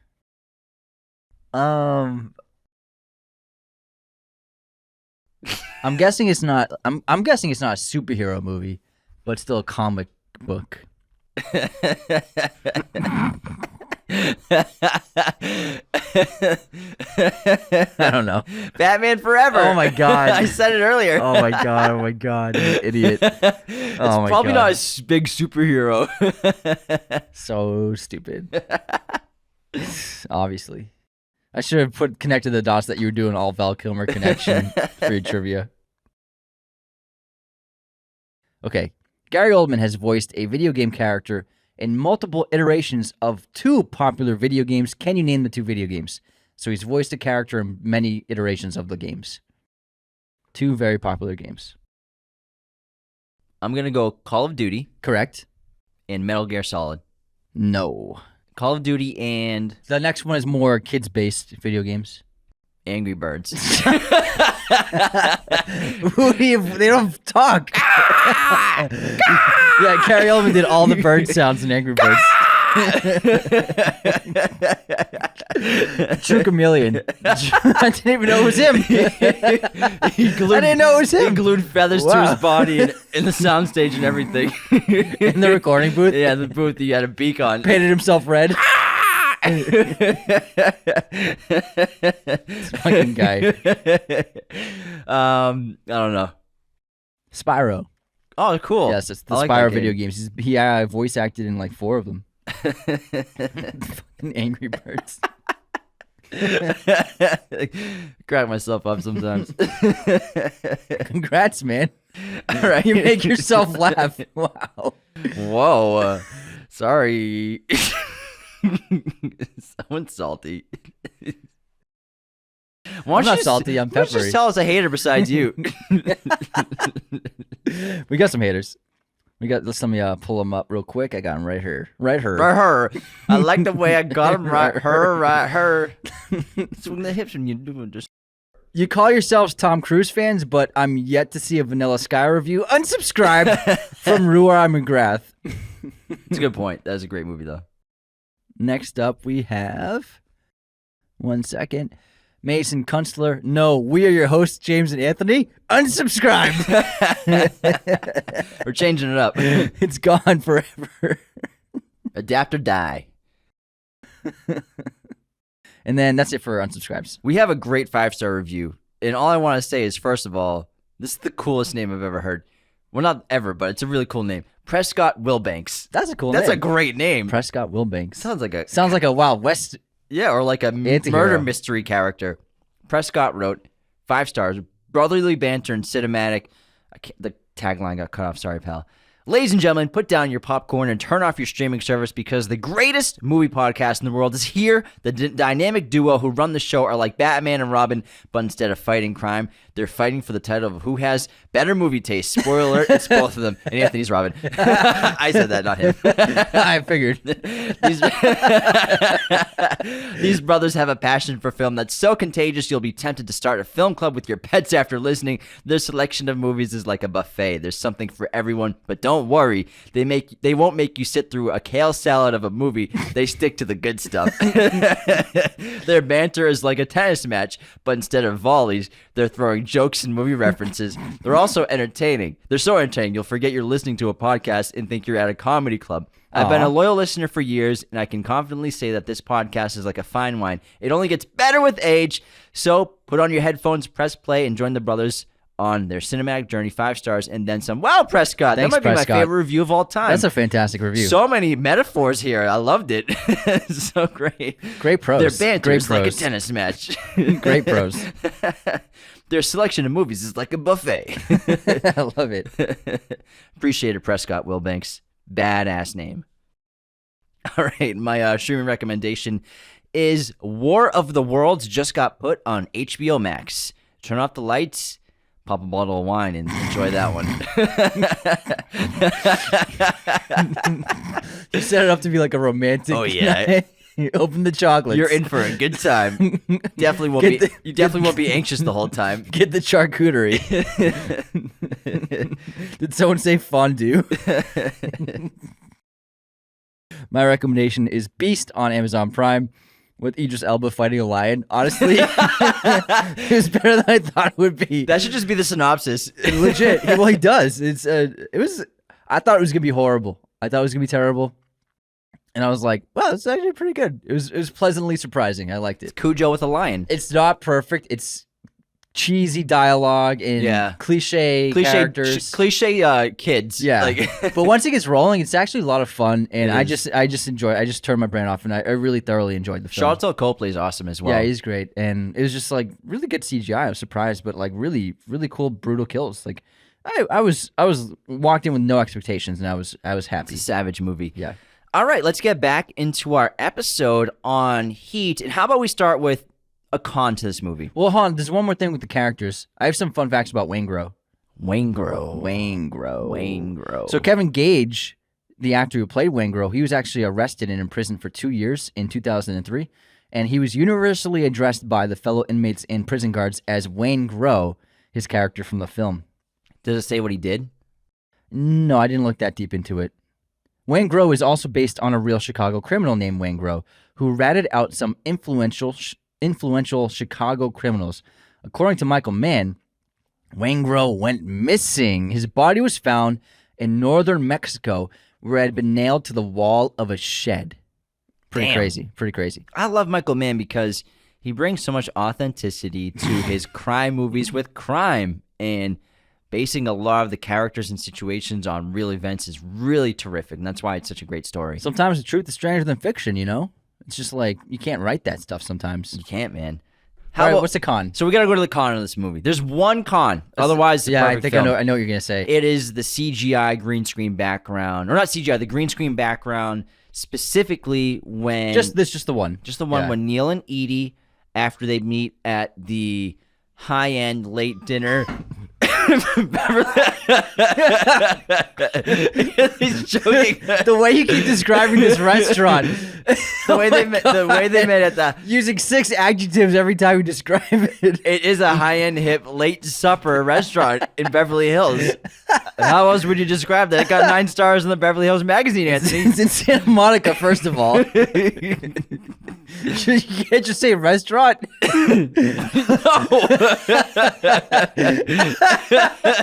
That's demeaning. This is a late supper. Hip late summer. High-end hip late supper.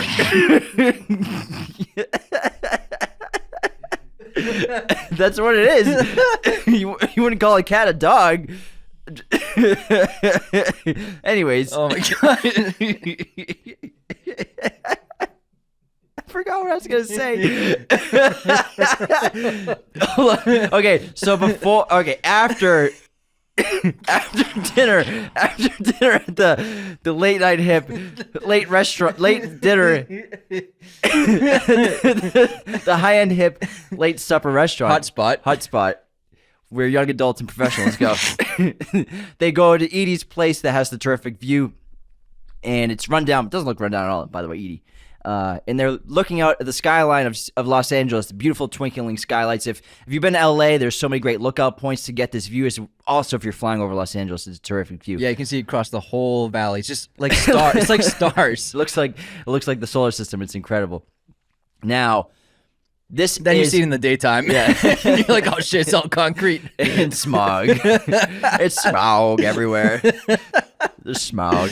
But these shots are pretty abhorrent, and it's the angling and the framing is just so odd. It doesn't fit.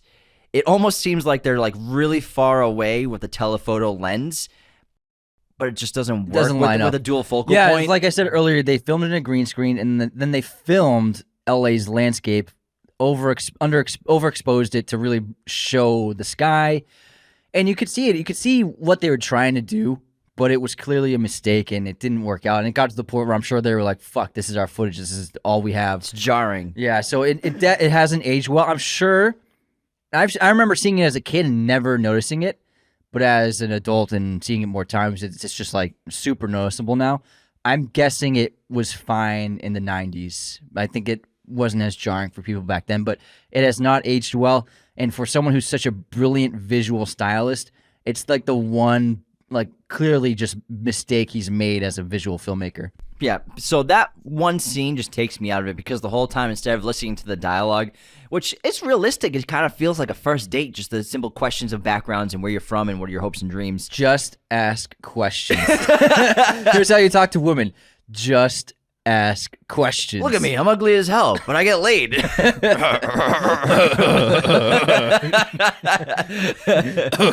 We have a whole section on do it yourself. Do you like to do it yourself? Sometimes. How's the mood striking now? We should do that episode. 40-year-old virgin. Here we go. What? Look, it's not based on your life, Anthony. Loosely adapted from your life. Anyways, this scene takes me out of it. It's just so jarring. It is what it is. You know, shooting shots with visual effects in the 1990s. I mean, you put on Jurassic Park, the antelope grazing, running, that doesn't look terrific. Whatever those dinosaurs are. Antelope are not dinosaurs. Like They're real animals. The antelope type dinosaurs. They're like antelopes, but they're dinosaurs. You said antelope. No, crazy. I said antelope-like dinosaurs. Antelope-like. They're like in herds and they're running and they're... Yeah, I got you. It doesn't look great. The raptors don't look great either. They're practical ones. They look better. Well, Spielberg understood if you shoot it wider, the better it looks with that CGI. So True. Yeah, I agree. When we watched it last night, that scene took me out of it. It always has in the past as well. So it hasn't aged well, and it was a mistake. And I wish that he didn't do it because it's jarring. But you know, he tried something, and that's why, like I said, that's why he's gone to digital filmmaking. He has more range to be able to photograph both a person and the night sky in the same shot and exposed for both. And the film can't do that. Film has never been capable of that. That's just the way it is. And when we brought up earlier, the two most memorable scenes from Heat are clearly the shootout and the diner scene. There's another scene that I think is really terrific because it's so tense that no one really talks about, and I think it has one of my favorite shots, if not my favorite shot from the entire film, besides the shootout in the diner, is the infrared shot. So this is when Neil and Chris are on their own robbery. It doesn't seem like Michael's there. They're all anybody there. else, are they? Oh yeah, you're right. Yeah, they're all there. So Did you even watch the fucking movie? Neil and So Neil and Chris, they hijacked the train. anyways, let me get to the scene. So Neil and Chris are going inside this IGM securities, and they're being surveilled. They don't know by Vincent and his team, the LAPD, which has a couple crews inside trucks and on lookouts on roofs and everything, and they're breaking into some sort of vault and A minerals vault. Okay, valuable minerals. And because they sell metals basically. Yeah. He's a metal salesman. And they Lady, why are you so interested in what I do? They don't suspect there's any heat on them at all. They haven't been approached. There's been no sign of police anywhere until during the surveillance. One of my favorite shots in this movie probably is first Neil comes outside while Chris is breaking into the vault, and he slowly backs into the shadows of a corner. This is one of the 2 or 3 times in this movie where he like backs into a corner. It's really interesting what he does as a character. So he sees anything that approaches him from all sides. It's actually a really smart tactic until a lot of people come on you. But so you can see everything. And inside one of those crates inside the truck, one of the cops, like the guy who's so nervous and asking questions, makes a sound, bumps into the wall, and immediately Neil hears it. Maybe the average robber passes it off as nothing, and obviously that leads to them getting caught and arrested. But Neil, he's so professional, so precise, he has a code that he sticks to. The second he feels even a tiny bit of heat all over his shoulder, anything, he's calling it off. He calls the mission off. They get away scot-free. They let them go. They could arrest them for B&E, but Vincent's like, no way. They're just going to get off from the streets in 6 months. There's no point in doing that. We need to catch them when they actually steal something. That's why they don't take them down, even though they have committed a crime. But that infrared shot is maybe my favorite shot in the movie. I love that shot because he's in the darkness, and then in Michael Mann, he doesn't like do an insert of the screen, like taking up the entire frame, like so many other filmmakers would do. it's still just like he's photographing just the televisions, and it's just phenomenal. Where he slowly pushes in, and then you just see Neil's face just like staring right at us. There he is. And it's just a wonderful shot. I love that. And this is why Neil doesn't get busted. This is why he's probably been a thief for many years now, since he got out of his many stints in prison. Who knows the last time he was caught? It was probably many years ago. It's because he's so careful. Like you said, once he feels like the slightest ting of insecurity about a job, he's like, we're out. See you later. That's what keeps him going. And ultimately, it wasn't like the big job. That's why I think he also felt comfortable. It wasn't really worth the risk. And he knew he didn't even have to double check. He knew that there was heat on them. And then I love the next sequence, how they go to that huge empty space in the harbor and that like industrial park, and they pretend that like they're going over a plan of like robbing one of these spaces nearby, and then they leave, and the detective crew goes out, and they're like, what the hell were they looking at? And then it's just Neil and the others are just photographing them and watching them. And I love how he turns the tables on them and shows how good he is. Like, is this guy something or is he something? I love that sequence. It's a terrific reveal. And it's like, even though they're vulnerable to the LAPD in this moment and they're exposed, he still in a way has the upper hand in some regards, because they haven't done anything that can be convicted of, since they didn't convict him for B&E, and they don't know what their plan is for the next robbery. So they feel like they're safe enough to keep going forward. They don't have to jump ship. They don't have to run away. And plus, they can barely keep a tail on Neil long enough to know where he goes to and what his MO is like. Plus, they drop all surveillance after the diner scene. It's actually so brilliant, and they lose all eyes on every person in the crew, and then they have no idea what the next job is going to be. Except for Trejo. That comes later on. Yeah. So they drop but they did drop all surveillance on the bank job, but he drops out of the bank job anyways. Yeah. So even while the bank robbery's taking place, sorry, we were laughing so much, like, You're right. my voice is like a little out. But even during the bank robbery, they don't even know what they're doing yet. It's not until they get the tip from their CI, which is Waingro and Van Sant's guy, that they're robbing that specific bank. Now, the diner scene, so terrific. These two heavyweights, Pacino, De Niro. It's the second time they've been in a movie together, but it's the first time they've shared scenes together. Obviously, they're both in The Godfather Part 2. However, they play grandfather and grandson in very different timelines and time periods of the saga of The Godfather. They're never on screen together, so this is the first time they're actually playing each other in the same. You mean father and father son? son. Sorry, I was father like, son. what? I was like, did he really say grandfather grandson? No, Man. it is. Huh? No, I'm sorry, father son. Sorry, my He bad. just plays young Vito. I know. I'm sorry. Do you? Father, son. So what happens in the film is in The Godfather, Al Pacino plays Michael Corleone, and then Marlon Brando played Vito Corleone. But in the second one, get this, I'm gonna Robert De throw Niro played the younger Maximus's Vito helmet off your Corleone face. in the Maximus's helmet. flashbacks. Anyways, sorry, I got confused for a moment. They didn't share scenes together. End of the story. End of the story. Good day. Goodbye. Good day to you, sir. I said good day. This is the first time that they share scenes together, and these two heavyweights, and to see them together on a big screen, what it must have been a really incredible experience in 1995, especially because it takes about 2 hours to get to this point, to get to this conversation. It's kind of like when you see American Gangster and Russell Crowe and Denzel. They're like almost never together in that entire movie, sharing scenes together. So, and then it's really impactful when they get together in the diner. Yeah, and that's how actually the marketing for the film really hit that home. They called it like the showdown between Pacino and De Niro, and all the marketing and posters really hit that home, that it was these two legends finally sharing the screen together in scenes together.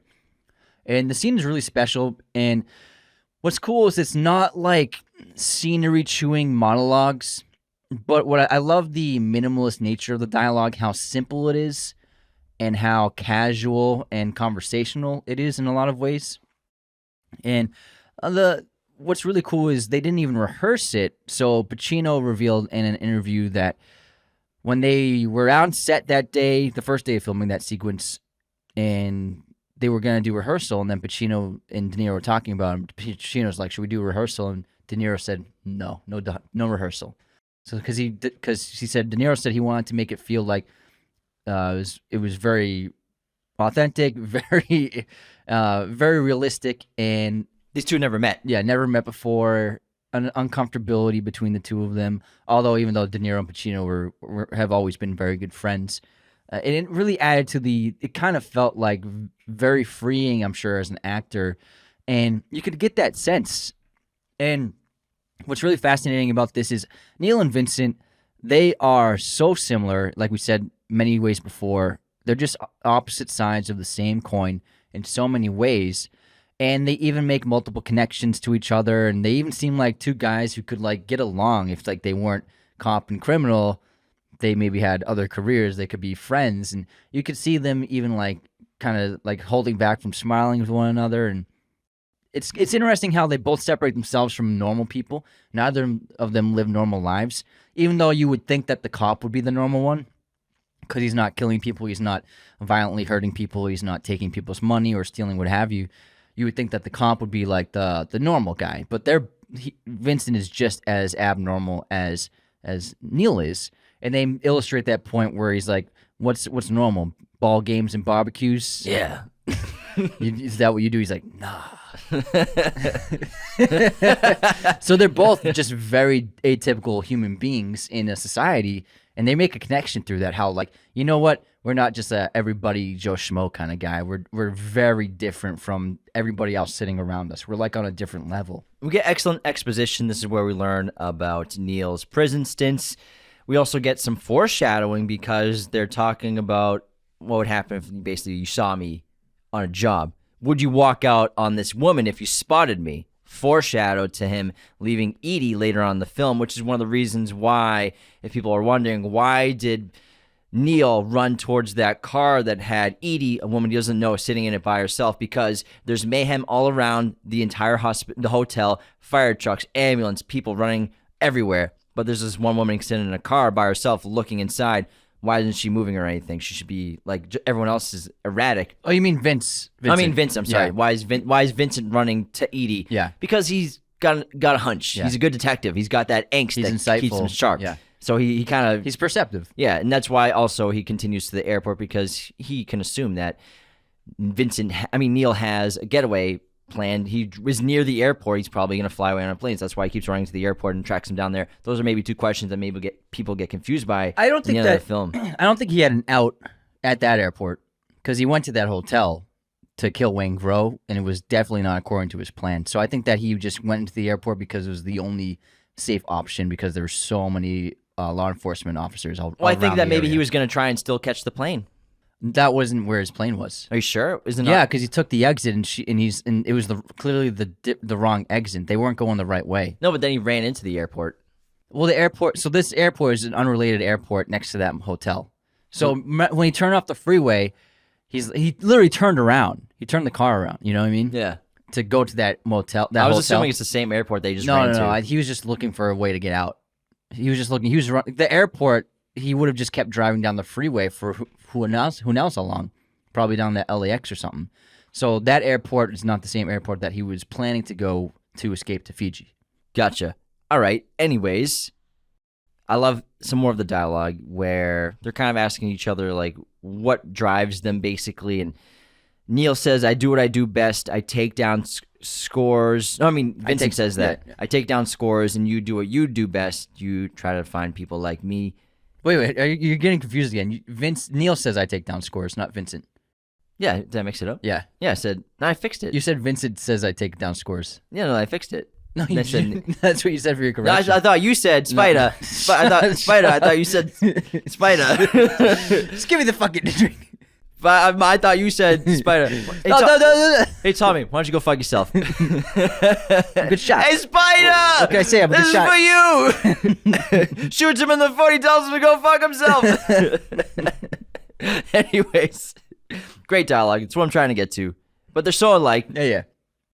And there's that mutual respect. like you said, it was great that they're holding back smiles from each other because they really respect each other. Like I said earlier, it seems like if you flip their positions in life, they might have led the same exact paths that either one are on.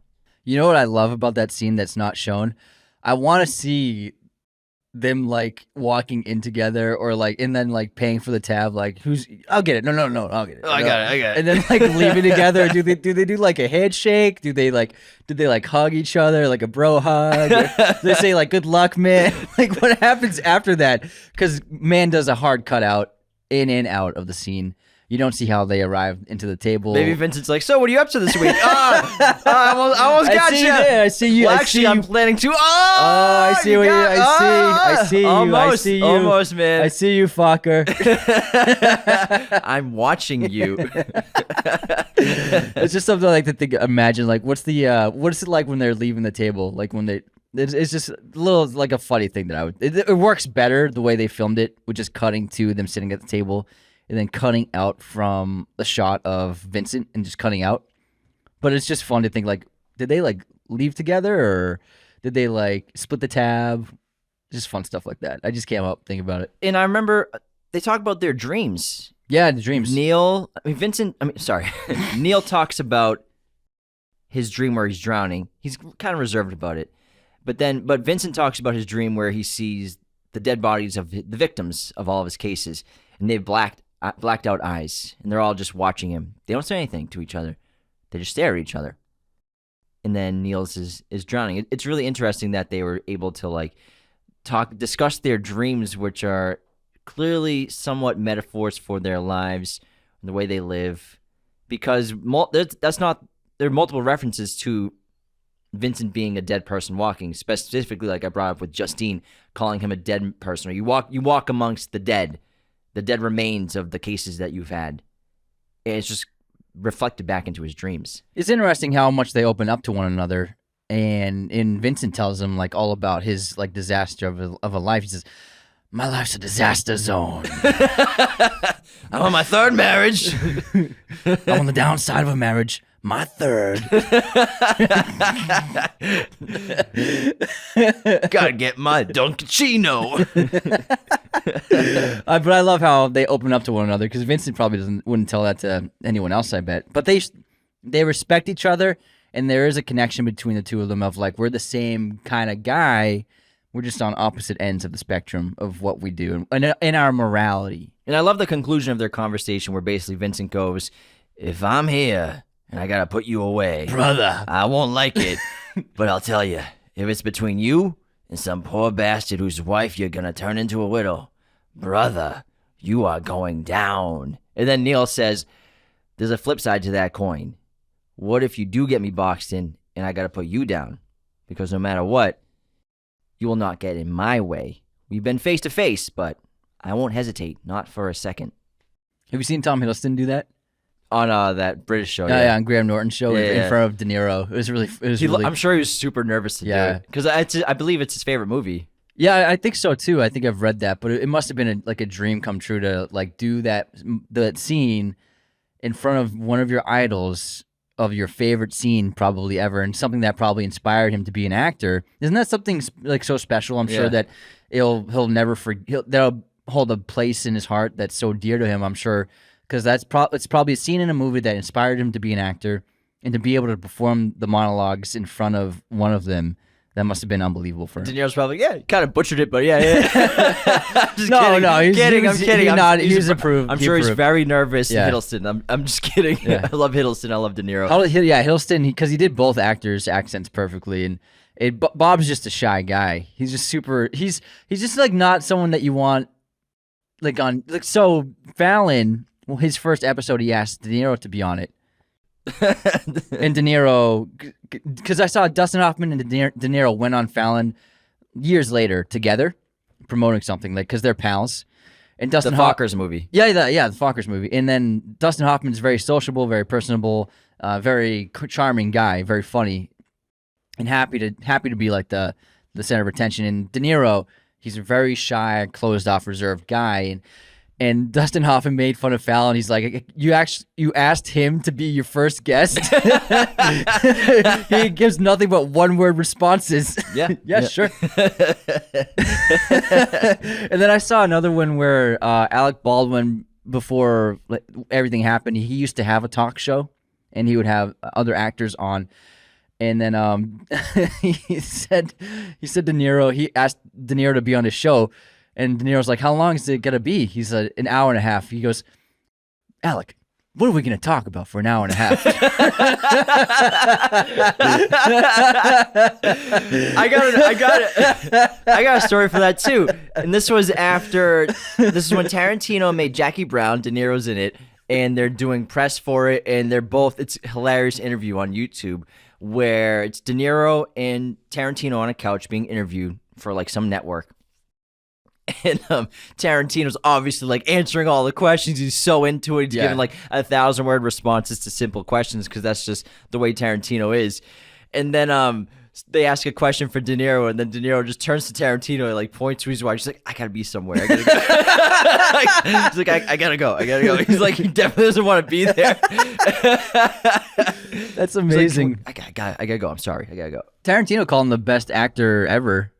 Of his generation. He's top 5 all time for me, probably. Did I ever top tell? 10, Have I ever easy. told the shoe story? The Jackie Brown shoe story? I think so, but why don't you tell again in case everyone doesn't because remember? I think it was a while ago. I think it might have been on a Tarantino episode like 2 years ago. But Tarantino was trying to cast Bob De Niro in Jackie Brown, and De Niro liked his 2 films, but it's hard to cast De Niro in anything at that point in his time. And he's so hot in the 90s. Yeah, he wasn't making like as many choices to be in a ton of movies back then like he is now, like the last 20 years. And so he was being more selective with his options, I would say.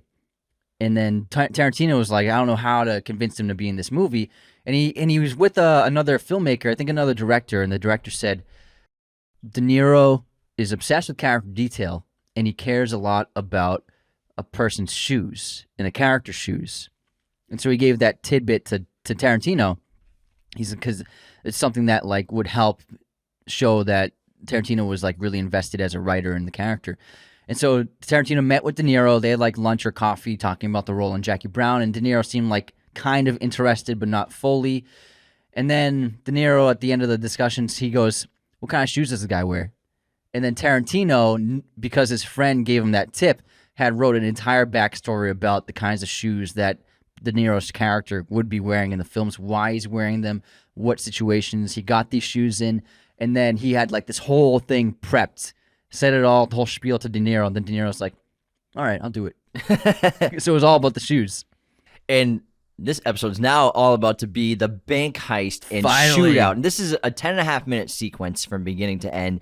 And it feels like a half hour of epicness. It's only 10 minutes? I can't believe that's how Wow. short it is. I looked it up on YouTube, 10.5 minutes. That's hard to believe. From beginning of when they walk inside the bank and everything. Uh-huh. And this is the pinnacle of bank heists, of robberies, of shootouts in film. And you can see the blueprint that this has become for so many movies. Like, obviously, The Dark Knight we were talking about, but when you think of movies like, even like The Place Beyond the Pines, Oh, yeah. you can't watch that movie now and not think of Heat and the influence it's had on that. But every bank robbery, I'm sure they all wish that they could pull it off like Michael Mann did with Heat. It's so excellent.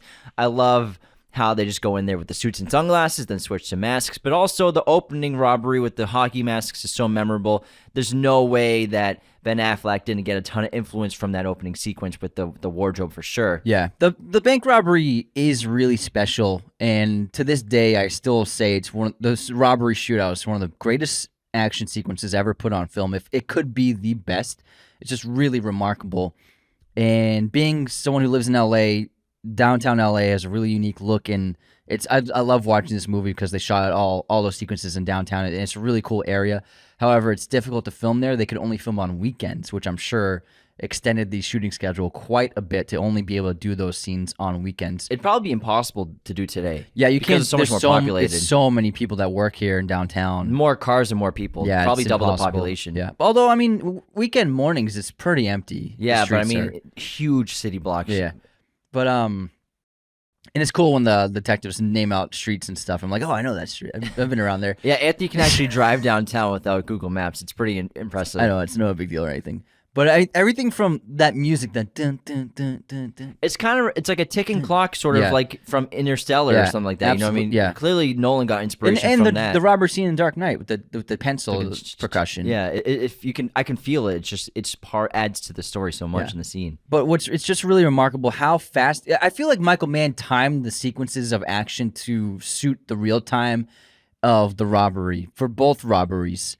Because the armored car robbery, I think it was under 3 minutes. I think he kept the film runtime to be exact for how long the robberies would take, and that's what really makes it feel so special. Which is probably why it's shocking to see how fast it is when you look at it on paper, how short the scene is, because it's so well done, it's so well choreographed. You feel like the scene is like monumentally big, and you watch so many robberies happen in movies now, and they can be quite long scenes. But this is just like they're in and out. But it feels like fucking 20 minutes because there's so many details.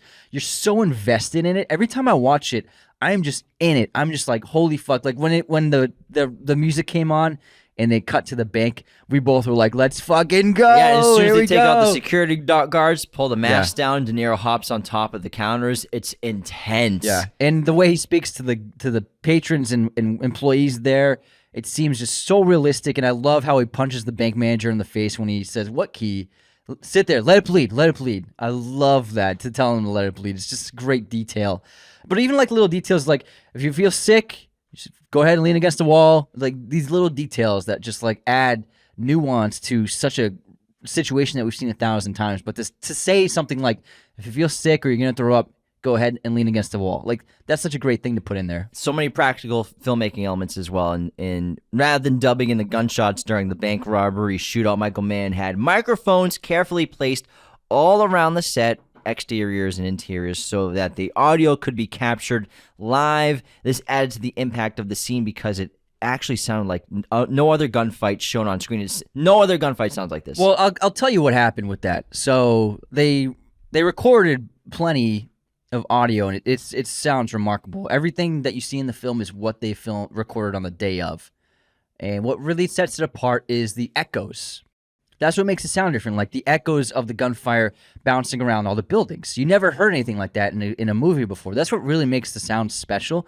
When you hear the firing, it's just like reverberating in all these walls of these tall buildings, and the sound waves can't escape. They're just bouncing all over the place. That's what gives it that crazy, eerie quality that's never been duplicated, that echoing. But what happened was they shot the sequence, edited it, and then they sent it to the sound department, and then the sound department completely dubbed over Foley art and made their own entire sequence of sound design without using any of the sounds that were recorded on set. And Michael Mann got the cut back from them, and he watched the sequence, and he's like, what happened to all the sound? I remember it sounding like really great when we filmed it. Why does it sound like this? And then, being unhappy with the sound design of the sequence, he looked into it and was like, you know what? It sounded so incredible on the day when we recorded live. Let's just throw all that in there. And so he decided, and he worked with the sound team, redesigned the audio for that sequence, used all of the live round firing that they recorded day of, put it all back into the scene, and that's why it sounds like that. So it wasn't Foley art, it's not sound design. And ironically, I mean, the sound team redid it all, and they made it sound like a completely different thing, and clearly probably had no impact at all. And he made the smart choice of like, you know what? Because it was in an interview I saw, and he said, I remember on set it sounding incredible, and this sounds nothing close to that. So that's why they changed it. He also directed the actors portraying the police to aim deliberately and only fire their rifles in the semi-automatic mode. This showed that the police were taking care not to hit bystanders. By contrast, the robbers, concerned only with their own safety and survival, fired their weapons on full automatic, spraying and striking several bystanders in the process. And they also created real bullet holes in the vehicles, and it wasn't on set they were doing it, but they took a lot of the vehicles and they brought them to a firing range, and they actually unloaded with them with real rounds. They just unloaded onto the vehicles, so there were realistic looking bullet marks and holes and dents in all the vehicles. And then when they got to set, they brought all these damaged cars onto set, painted them, and covered them with squibs in all the holes. And so on screen, a squib will pop, and it looked like it was clean and pristine in at first, but then when the squib pops, it reveals this realistic-looking gun hole because most of them were real. They just did them beforehand, and then it was just like a brilliant way because so many movies where you watch gunfires or bullets hitting things like walls or things like vehicles, it just doesn't really sometimes look that realistic. But with this film, you can see like the metal. You can see the carnage of gunfire on metal walls and on the vehicles, doors and stuff. You just feel like you can see the metal has just been like broken out and like stretched apart. You know what I mean? It's just like it added to it, like seeing these close-ups and these cars laced with all of these horrific amounts of destruction really made a difference. Combined with the sound was just remarkable. So it was just such a smart decision to be like, let's just do it for real, cover it up, throw squibs on them, and then it'll look super real. And what's really incredible is when you're watching this movie, in this scene specifically, you don't know who to root for. You're like rooting for the robbers for a while. Then you're like, should I really be rooting for them to get away? I mean, they're murderers and they're stealing from this killing bank. people, yeah. But it's done so well that you can't help but root for them to get out of the situation. And I love how they think they're getting away on the score, and they would have gotten away if it wasn't for the CI giving them the information, giving them the tip on the bank. And fortunately, they're close enough to just drive up. And just the tense moments of them getting all the money, which is, I love the sequence of Val Kilmer just lifting all the cash up into the bags. I love it how heavy they're showing it, and then also he slices through the plastic bag to be able to loosen the cash up.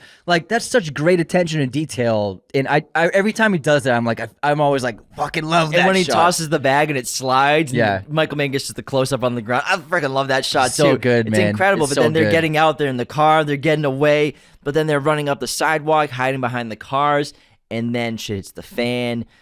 And they open up, and then this incredible gunfight ensues, and they're going down the streets, and they're being surrounded by police officers, and they make it far enough, but the driver, Donald, gets taken out. They crash, and they got to get out of there. Now they're chasing out on foot, just going their own paths.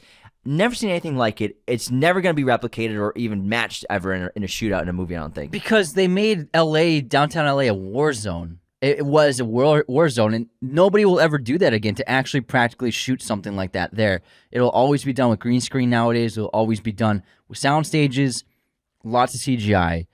And there's something just really special about these older films, which is why I always gravitate towards them, to be in their streets that we've driven on hundreds of times and we're very familiar with and we recognize them. But to see that be turned into a war zone, it's not just like some desert plain for a war film or some like whatever different landscape or environment for a war film. Like to see a metropolitan area that you're very familiar with be turned into like this war-torn place battle, it's just mind-blowing, and there really is nothing like it on this scale at all. It's incredible, and that's why Christopher Nolan loves this film so much, and the influence is all over his filmography, specifically The Dark Knight, 100%, that entire movie, whenever you watch it.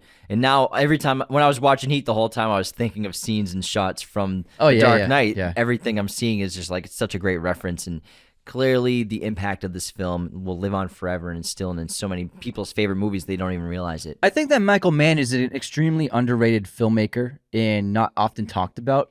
And I'm not sure that his films have reached younger generations outside of maybe this movie, maybe Collateral, possibly. And it's a shame because his movies are really special. I think Thief is really fabulous, and then Manhunter is such a cool movie. But this movie really is, in the crime genre, outside of mafia movies, like some of the best, I would say, are mafia movies, but outside of those, I would call this the best crime film ever. Honestly, like this in Chinatown, outside of the mafia, I think are like the two best crime films. Best Cops and Robbers movie of all yeah, time. this is without a doubt the peak, like apex mountain of cops and robbers. Heist movies is probably the best one. I mean, it defined the genre. You could see its influence not just on Nolan, but every other film that does heists. Like we were watching it yesterday, and I was like, is it pointless to even want to make a heist film because Michael Mann did it so perfectly in every respect, like every shot, every sequence. Everything about it so is deliberate. Yeah, it's so perfect. And like how it's impossible to top any moment of any of the heists or robberies or action sequences of this film. It's untoppable. in Untouchable. So I was like, what's the point of even trying to make a heist movie? You still have No, fun. no, make a yeah. heist I was movie. just kidding. You don't but- have to make the best. Yeah, but I was like, that's how good this movie is, in my opinion, that it's so perfect that it's untouchable in the genre. In the third act, and the climax is terrific, where Neil cannot walk away from vengeance and getting revenge and killing Waingro on his own. What a badass. Because he really has two modes. He's either cold and calculating and introverted and quiet and calm, or he is the baddest dude on the planet, and you don't want to get in his way, and you don't want to get on his bad side. He will take you out without hesitation, like he does to Van Zant, and then what he does to Waingro, which, again, he's so calculated and brilliant, even just on the cuff, improvisation, sneaking into a hotel, calling the room service about a BLT that somebody ordered to get a room number, getting into a security outfit, knowing the ins and outs of a business like this, then getting up and knowing that he's under surveillance, only have my back to the camera and back to the doorknob, the eye hole and everything like that. It's so clever. How influential do you think this movie is on video games? Massively. So think of just GTA, Hitman, so many other video games. It's like a mission in one of those games. You know what It's I like mean? a rampage. Yeah, like GTA, they're all just like Scarface meets Heat. Kind of, in a lot of ways. Rampage movies. yeah. Rampage missions. But like this is like a mission in a GTA movie. Neil's going on a mission. Oh, he's got like 5 stars Yeah. in the shootout. Oh, 5, oh, yeah, 5 stars. Yeah. But I mean, this film, it's not just influential on cinema and the crime genre after the fact, but also I think very heavily influential on video games, especially video games in the crime genre, where you're a criminal, where you're doing unsavory things and enacting violence and carrying out crimes. Like, this is so influential. I think Scarface gets the most attention, especially for it, but Heat, without a doubt, is super influential to that industry. I think it's because Scarface is so much flashier. Yeah, it's got more pizzazz. And then the climax of this movie is incredible, where I brought up that 6.5 minutes of no dialogue. It's just this chase from the hotel to the airport, and then running through this in front of giant planes and huge pieces of set that are real parts of an airport. And Michael Mann is so patient with the sequence, and he does it and he builds so much tension with it, where Neil's just trying, Vincent's trying to track Neil in this dark area, and they're both using the heights of their wits, and it's eventually Vincent taking advantage of the lights whenever a plane's about to land, that he's able to see the shadow of Neil in the distance. Neil's planning to take advantage of them by blinding Vincent with the lights behind him that would pour on Vincent's face. But Vincent, like you said, he sees the shadow, and that's what gives Neil away. Like, Neil was not expecting that. That's actually oftentimes how hunters will look for an animal, to look for the shadow. But it takes 6.5 minutes to get to that point of silence, of them just Vincent following Neil in the dark. And then he holds his hand as he dies. Like, they make a connection. And Told you I wasn't going back. It's emotional. Like, I get goosebumps, and like every time I watch that, where they're just holding, he just grabs his hand, and then it's like they're kind of like kindred spirits in a way. Even though they're enemies, they do have a connection. And Vincent just holding his hand while Neil bleeds out and takes his last breaths, and then the synths and strings are rising, and oh my god, it's such a fantastic ending. And I like how that's the ending. Like, there's no after the fact, there's no like epilogue or what have you. It's just like Neil dies, Vincent, cut to black. It's just fantastic. It's great because they both knew that it was going to end, one of them getting taken out. And I think the holding of the hand is to show that they both understood that, they both respect each other, and they both know that they were walking into this facing that potential problem, that potential death of either one of them. And it's tough to face your death, and they were doing it together in a way. And one of them was going down, but either way, they were going to do it together. They foreshadowed it in the restaurant scene for sure. Absolutely. It's an incredible ending. It really is. Man, I fucking love this movie. I love it. I told you I wasn't going back. I wasn't going back. It's absolutely incredible. I fucking love Heat. I got some more fun facts if you want to hear Bro, I them. fucking love fun facts. We're dropping so many F-bombs today. This has been a fun episode. Yes. In the director's commentary, Michael Mann noted that Al Pacino improvised the line because she's got a great ass, like you said before.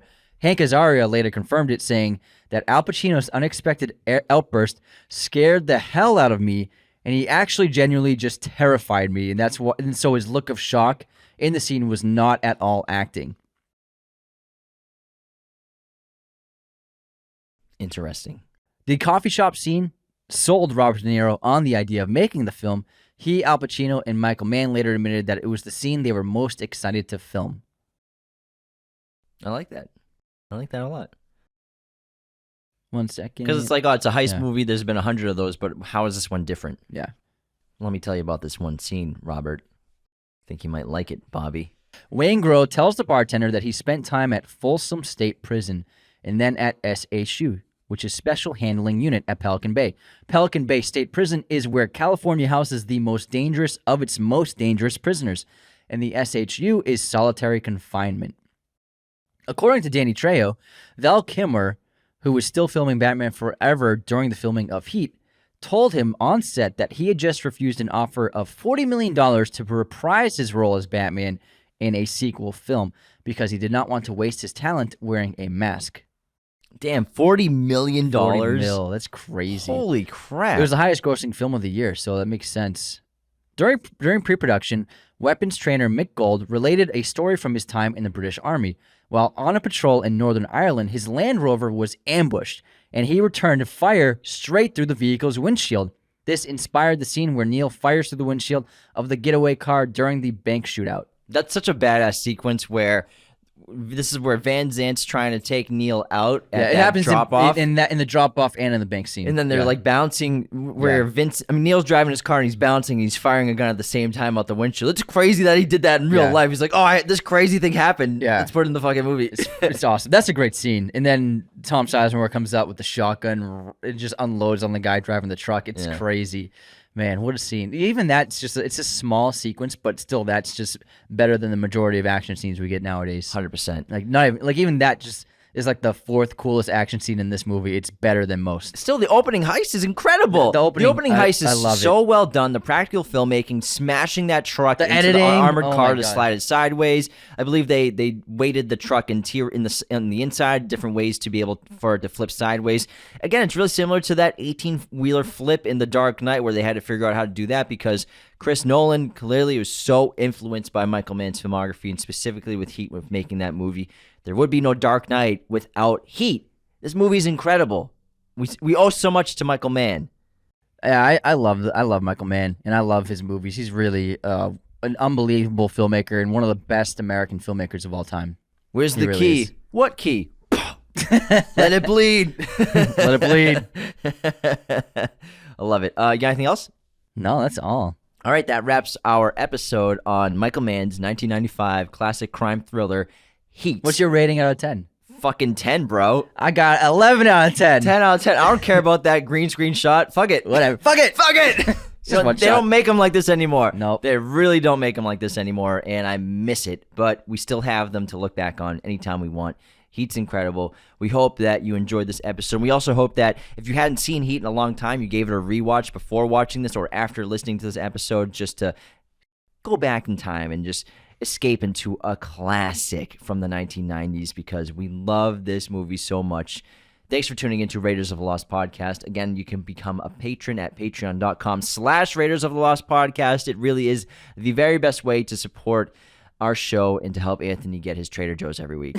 Take care, everybody. See you next time. Thank you for watching Raiders of the Lost Podcast. Be sure to hit that subscribe button, hit the like button as well, notifications for sure. Listen to the show on Apple Podcasts, Spotify, everywhere you can listen to podcasts, and be sure to check out this other content we have on our YouTube channel. Raiders of the Lost Podcast is a mirror image production. Sound mixing done by Jacob Kossler. Opening music by Chase Jackson.